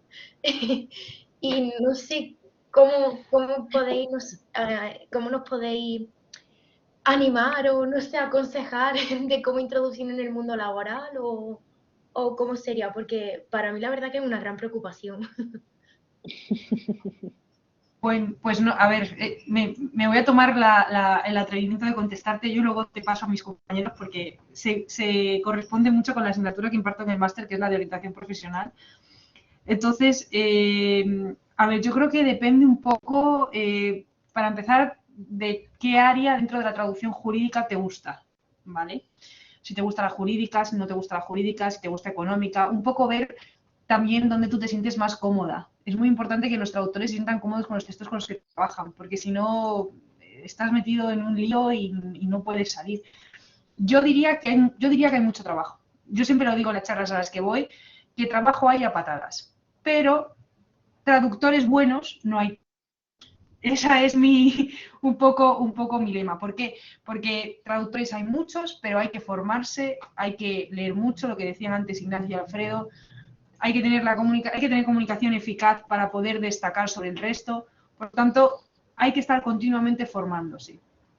Con respecto a en qué te puedes un poco orientar, yo primero buscaría lo que te decía, qué área es la que me gusta, en la que yo me siento más cómoda, y luego es verdad que muchas veces hay que empezar haciendo pruebas en agencias de traducción, o bien antes de hacer pruebas en agencias de traducción, empezaría con prácticas en una agencia de traducción, pero como dice Tatiana, y esto lo hemos hablado 1000 veces, prácticas en agencias de traducción que te pongan a traducir, es decir, que realmente traduzcas. No prácticas en las que hagas maquetación, que está bien, oye, que es un punto bastante importante en el sector, o prácticas en las que redactes en el blog. Tienes que intentar buscar traducir. Entonces, empezar con esas posibles prácticas y luego ir poco a poco entrando a través de pruebas en agencias de traducción. Sería un poco lo que yo te recomendaría. Hice una charla, que creo que está Claudia, que es de la Universidad de Salamanca, con ella y unas compañeras, y me comentaban que los profesores les decían que se hicieran freelance nada más de la carrera. Y yo cuando me contaron eso, casi me caigo de la silla. Digo, ¿cómo que te hagas freelance nada más de la carrera? No, primero tienes que ir poco a poco, ver realmente si esas pruebas que pasas en las agencias son buenas, es decir, son positivas para tú luego poder darte de alta, pero no te puedes dar de alta como autónomo sin ni siquiera saber si vas a tener clientes, porque vas a estar pagando una cuota que no vas a poder pagar. Entonces, bueno, si queréis alguno decir algo más, pero... Sí, yo estoy de acuerdo contigo, Cristina. Mira, yo, por ejemplo, acabé la carrera en 2013 y en julio, ¿no? Junio, julio. Y yo en octubre o noviembre de ese año empecé a trabajar ya de autónoma, pero todavía no me daba de alta, ¿vale? Es decir, primero pasé por una fase de hago pruebas para un montón de agencias de traducción, ¿vale? Me dicen que las apruebo, muchas no las aprobaba, es normal, al principio cuesta mucho trabajo pasar algunas pruebas, ¿vale? Que pasan la prueba, ¿vale? Pues te incluyen en su base de datos, pero hasta que no te piden ya un trabajo remunerado, ¿vale? Porque la mayoría de las pruebas de traducción no son remuneradas, hay algunas agencias que sí las pagan, pero por lo general no, ¿vale? Pero hasta que no tienes que facturar ya obligatoriamente, no deis de alta, porque es que al final vais a estar pagando y no vaya a cubrir el mes, ¿vale? Vale que ahora el autónomo son 60 euros, no sé, durante un año o dos, no sé, que es poco, pero si al final no tienes clientes todavía, pues ¿para qué pagar, no? Si podéis retrasarlo, mejor. Antes de darlo de alta como autónomo, también podéis probar, pues si queréis primero, a trabajar en una agencia de traducción en plantilla. Eso también os da muchísima formación, aprendéis muchísimo. O también podéis trabajar para ONG, ¿vale? También podéis traducir para ONG, por lo menos, ya que estás trabajando gratis, ¿no?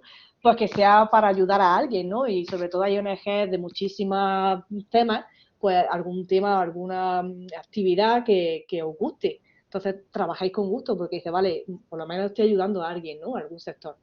Eso también es otra posibilidad. Traducir ya no es solo traducir para un cliente, ¿no?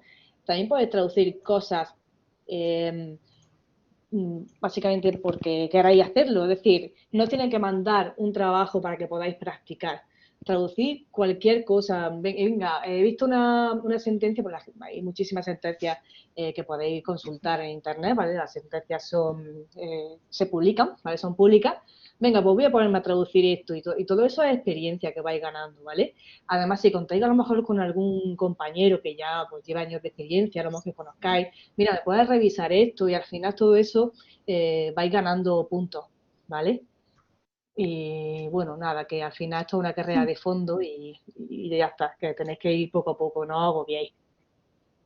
Sí, yo añado, Tatiana, que no digáis que no a los textos que os entren, que seáis valientes, porque es que seáis valientes, o sea, que os tiréis a la piscina y que ya luego os iréis curtiendo, el tiempo os irá diciendo cuál es el área o la especialidad en la que os vais a ir poco a poco especializando. Una cosilla, bueno, yo a lo mejor no soy el mejor ejemplo, pero yo no trabajé en una agencia antes de darme de alta. Entonces, de verdad que considero que está muy bien y que da experiencia y que también, pues bueno, ya va, aparte de adquiriendo conocimientos de traducción, pues también un poco del mundillo, ¿no? Y ya vas viendo, un poco ya va saliendo tarifas, también cómo trabajan las agencias, porque muchas veces uno va viendo cómo funcionan ciertas agencias y luego eso que ha aprendido puede trasladarlo a su trabajo personal o no, porque hay veces que no gusta cómo trabajan en ciertas agencias. Yo en mi caso, yo sí me di de alta prácticamente, bueno, yo terminé la carrera, me fui al extranjero, volví, y a mí es que resulta que al volver empezó a llegar mi trabajo esporádico. Yo obviamente no me di de alta de autónoma nada más tener el primer trabajo, pero sí poco después. Y lo que quería decir es que, bueno, en mi caso tuve la suerte de que en mi comunidad autónoma en Andalucía existían una ayuda.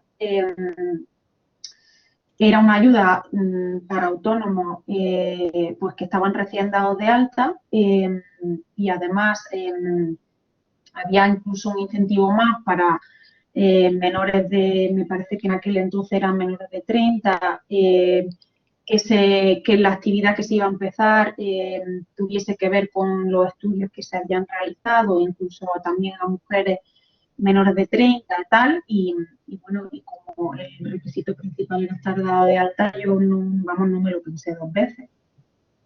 Ahí tuve suerte y a mí me concedieron esa ayuda, pero esa ayuda me la concedieron un año y pico después. ¿Qué es lo que hice yo al principio? Pues bueno, no tengo los ingresos suficientes para irme de casa, pues no me voy de casa hasta que tenga los ingresos suficientes.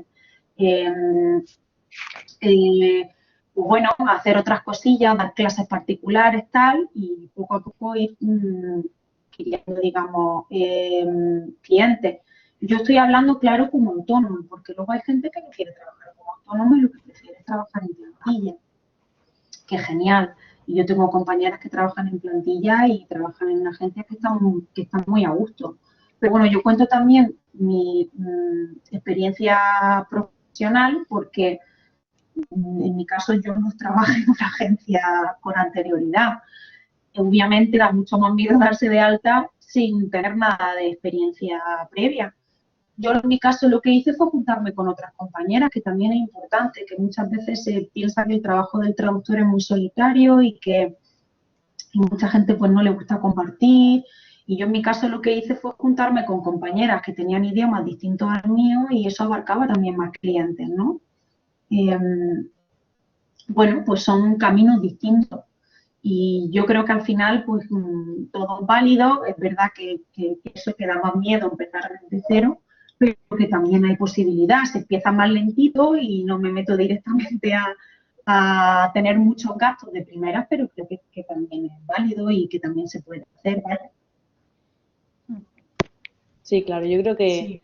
que independientemente de ya lo que elijáis, ¿no? De si soy autónoma o si trabajo en plantilla, lo más importante es especializarse, tener claro qué os gusta y perseverar mucho en ese sector, ¿vale? Con másteres, con cursos, con, en fin, lo que queráis, formación, prácticas.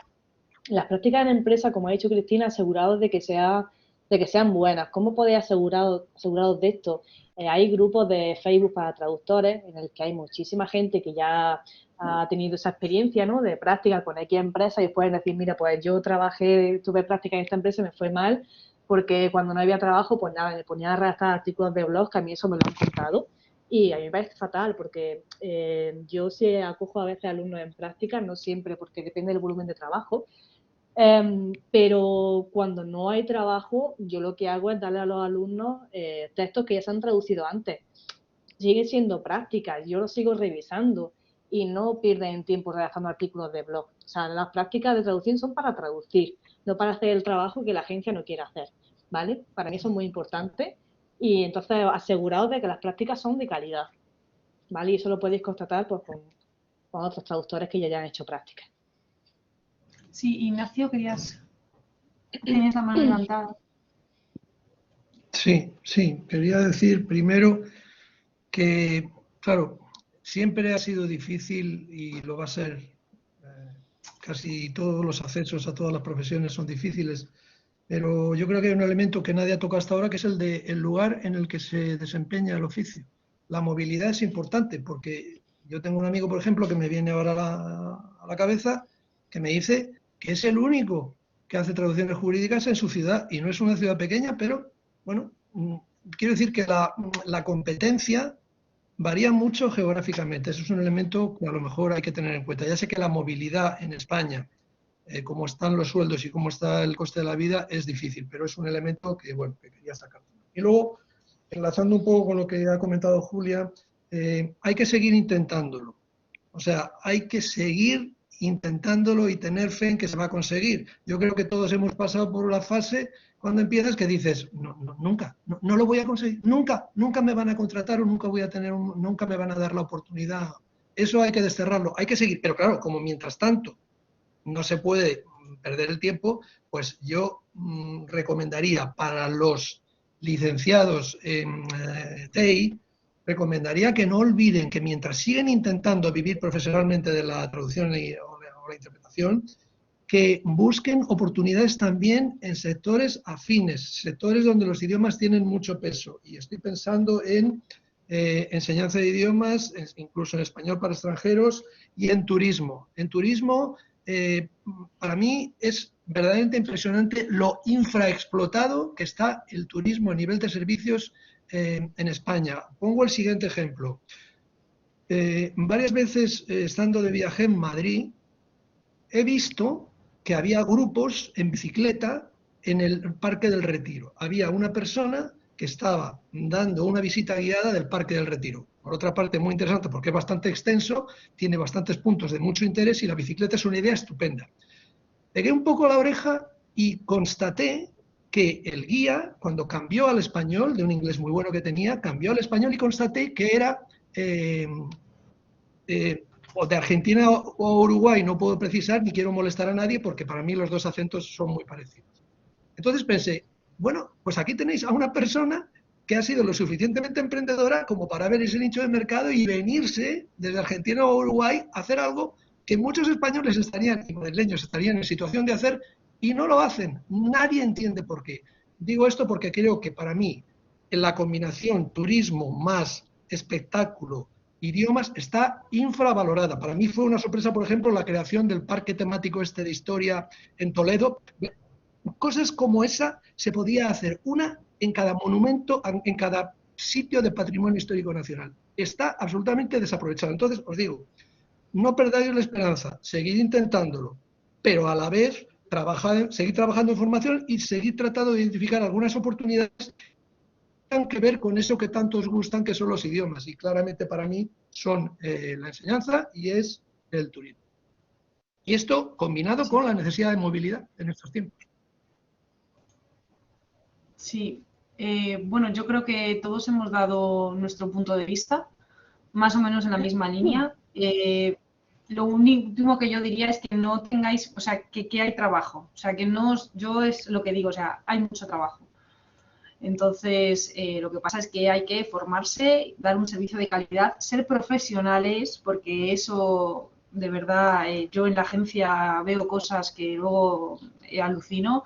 Entonces, el que no seas profesional hace que ese proyecto yo no te lo vuelva a encargar a ti, por ponerte un ejemplo. Entonces, es muy importante todo eso que hemos mencionado y que hay trabajo, o sea, hay trabajo. Y como decía Andrea, que esta fue la chica de la Autónoma de Madrid, que puso el mensaje por los foros de traducción preguntando sobre nuestro máster, dice que en la carrera hay muchas cosas que no nos dicen y que no se corresponde con la realidad y es completamente, o sea, lo que dices estoy totalmente de acuerdo contigo.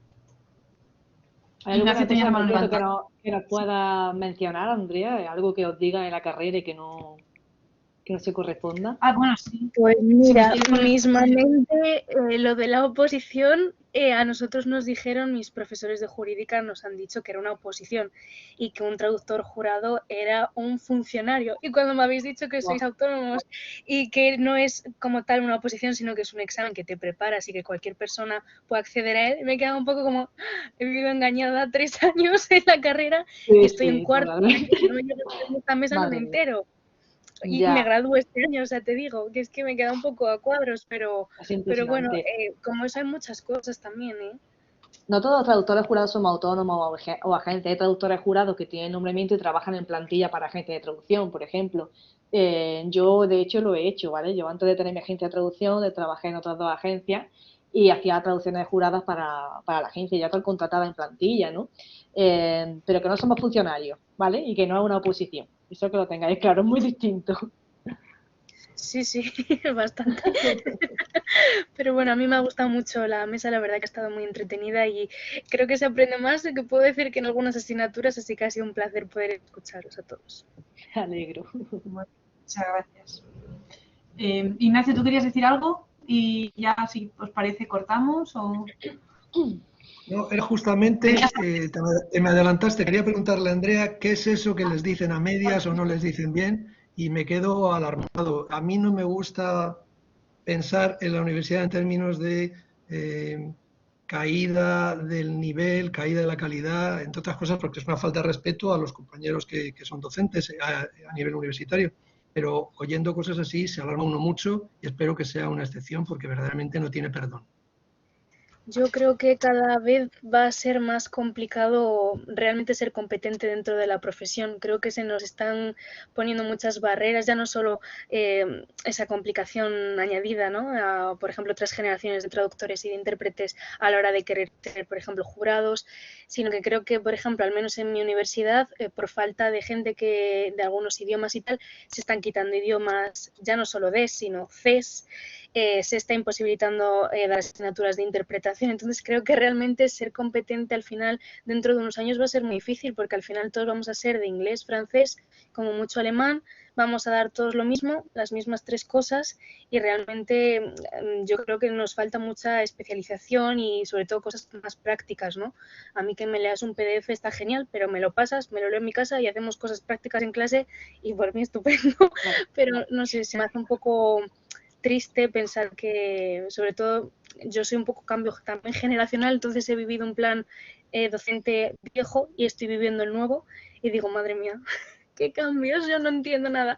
Pero bueno, al final nos toca aguantarnos un poco en la medida de lo que podemos hacer y poco a poco yo creo que al final cada uno se busca las mañas, quizás más fuera de la carrera que dentro, pero es lo que hay, vaya. Pero bueno, sí que es un poco alarmante, la verdad. Sí, bueno, yo Quizás creo por que en eso el están grado... ahora los másteres, ¿no? Quizás por Sí, eso, eso no es. lo sé, es lo que quiero pensar, ¿no? Que lo que al final la gente lo que hace ahora es sí o sí un máster, cuando antes había gente que hacía un máster y había gente que no, y ahora la gente por lo general se especializa con el máster, a lo mejor es por eso, no lo sé.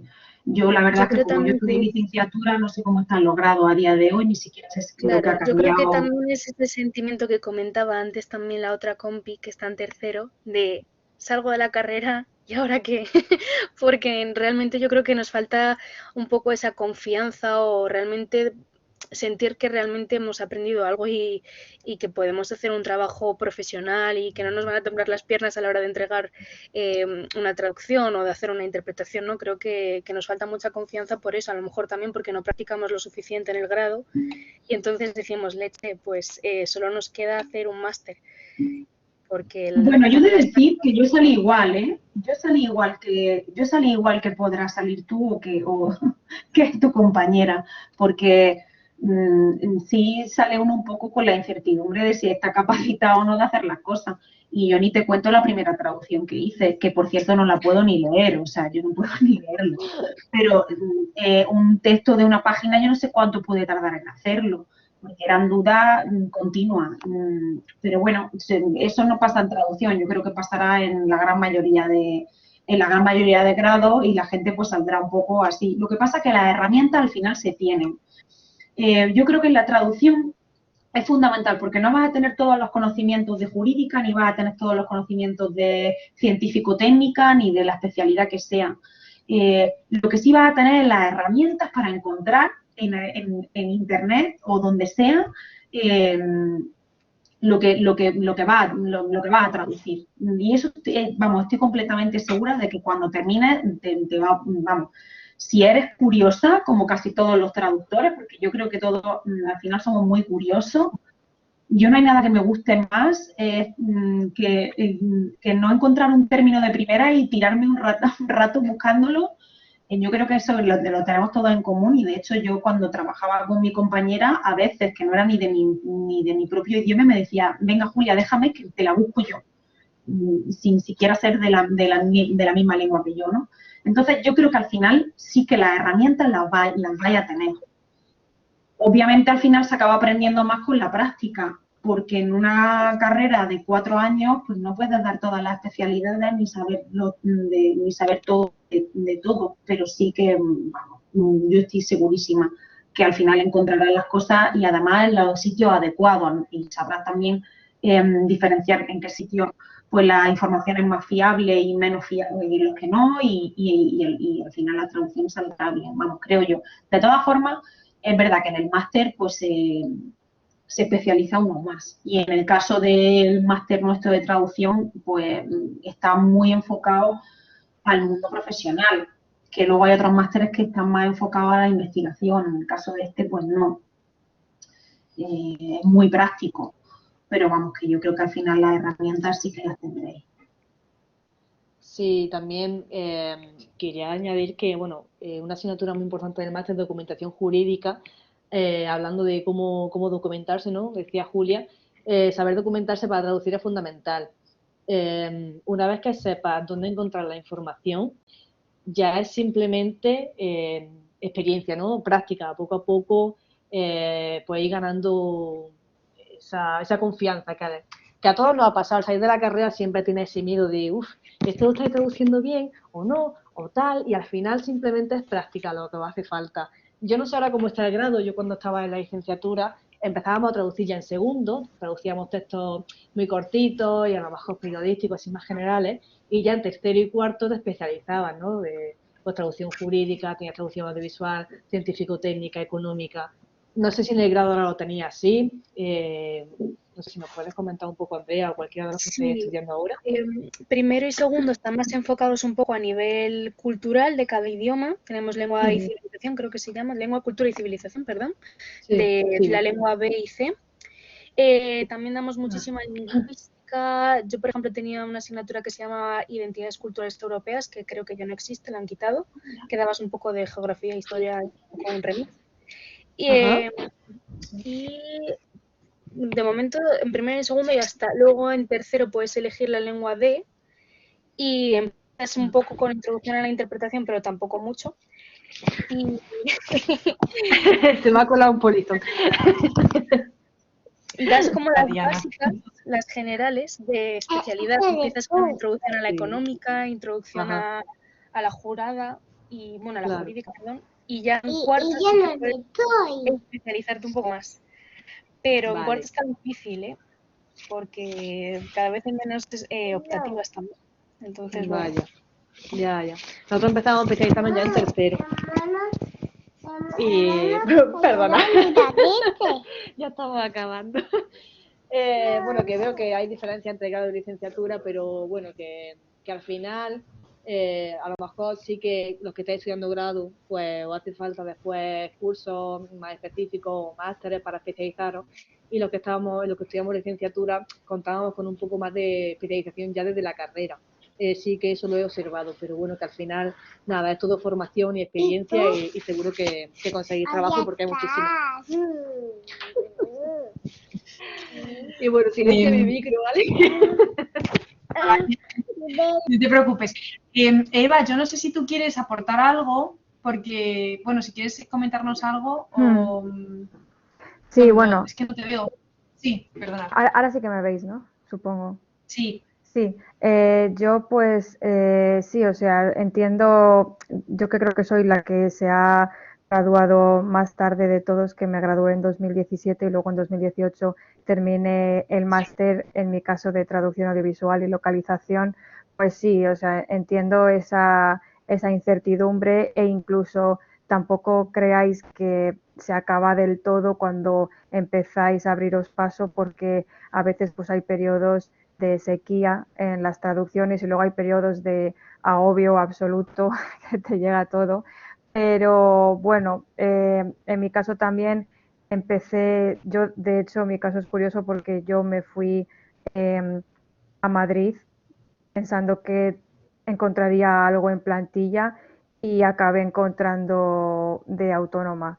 Entonces, pues acabé volviéndome a Valladolid, que es mucho más barato el alquiler y lo demás, pero sí, vamos, realmente es que es muchísima perseverancia, es no dejar de echar a todos los sitios que podáis y efectivamente seguir formándose, porque es clave, porque luego lo vais a notar cuando os llegue la prueba de traducción y os veáis con más soltura y más capacitados para enfrentaros a ella. Entonces, si tenéis mientras que aprovechar, y pues en mi caso di clases también de idiomas, o lo que ha comentado Ignacio también me parece una buena alternativa, algo relacionado con el turismo, y no dejar de echar a sitios y no dejar de hacer pruebas, porque acabará surgiendo algo.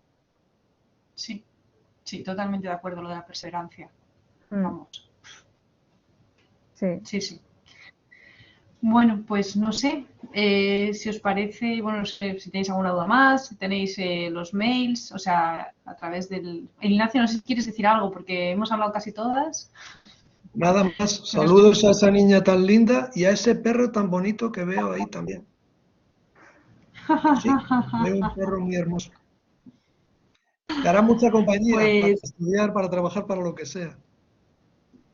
Y a ti también, Tatiana, te hará compañía y otra cosita. Sí, aquí la tengo otra vez. Que le gusta a Ah. ella. Participa en todas las cosas. Me ha traído aquí de todo, un juguete, en fin. cosas Va al día va al día con Tatiana va al día con el máster, con la, Sí, con la, sí. con la, con la tertulia, nos Ha lleva el venido paso a ya a varias todos. reuniones. Yo creo que cualquier día la metemos en el grupo de WhatsApp. Sí, ya mismo. Diría cosas con más sentido que yo muchas veces. Oh, no, hombre, no. Ay. Bueno, pues sin ninguno tenéis nada más que decir, pues tenéis, bueno, mi contacto y a través de la UDIMA están los emails también. Yo espero que os hayamos podido ayudar y solucionar sobre todo esas dudas que hay cuando estamos en ese momento de empiezo, no empiezo, por dónde arranco. Y bueno, pues nada, yo creo que ha sido muy enriquecedor. Y os he dejado ahí los enlaces y si queréis nos hacemos la foto para que la pueda subir a las redes sociales porque luego la chica de redes sociales me bombardea. Entonces, pues nada, hago una captura de pantalla y listo, ¿vale? Vale, bueno, pues ya está. Vale, genial. Pues nada, no sé. Yo hay chicas que identifico en el Identifico a Claudia de la Universidad de Salamanca, identifico a Marlene de Ciudad Real cuando fui, Silvia que hice la charla en la Universidad de Islas Baleares y el resto sí que sí, no sé, ya me pierdo. A lo mejor hay alguna por ahí. Iris Arbelo me suena mucho, pero no sé de qué. No sé de qué. Y ya está. Así que nada. Vale. Bueno, pues nada, pues oye, un placer y... Igualmente. Ah, la verdad, gracias. Vale. ¿Eres de eres de las Palmas de Gran Canaria o de la de La Laguna?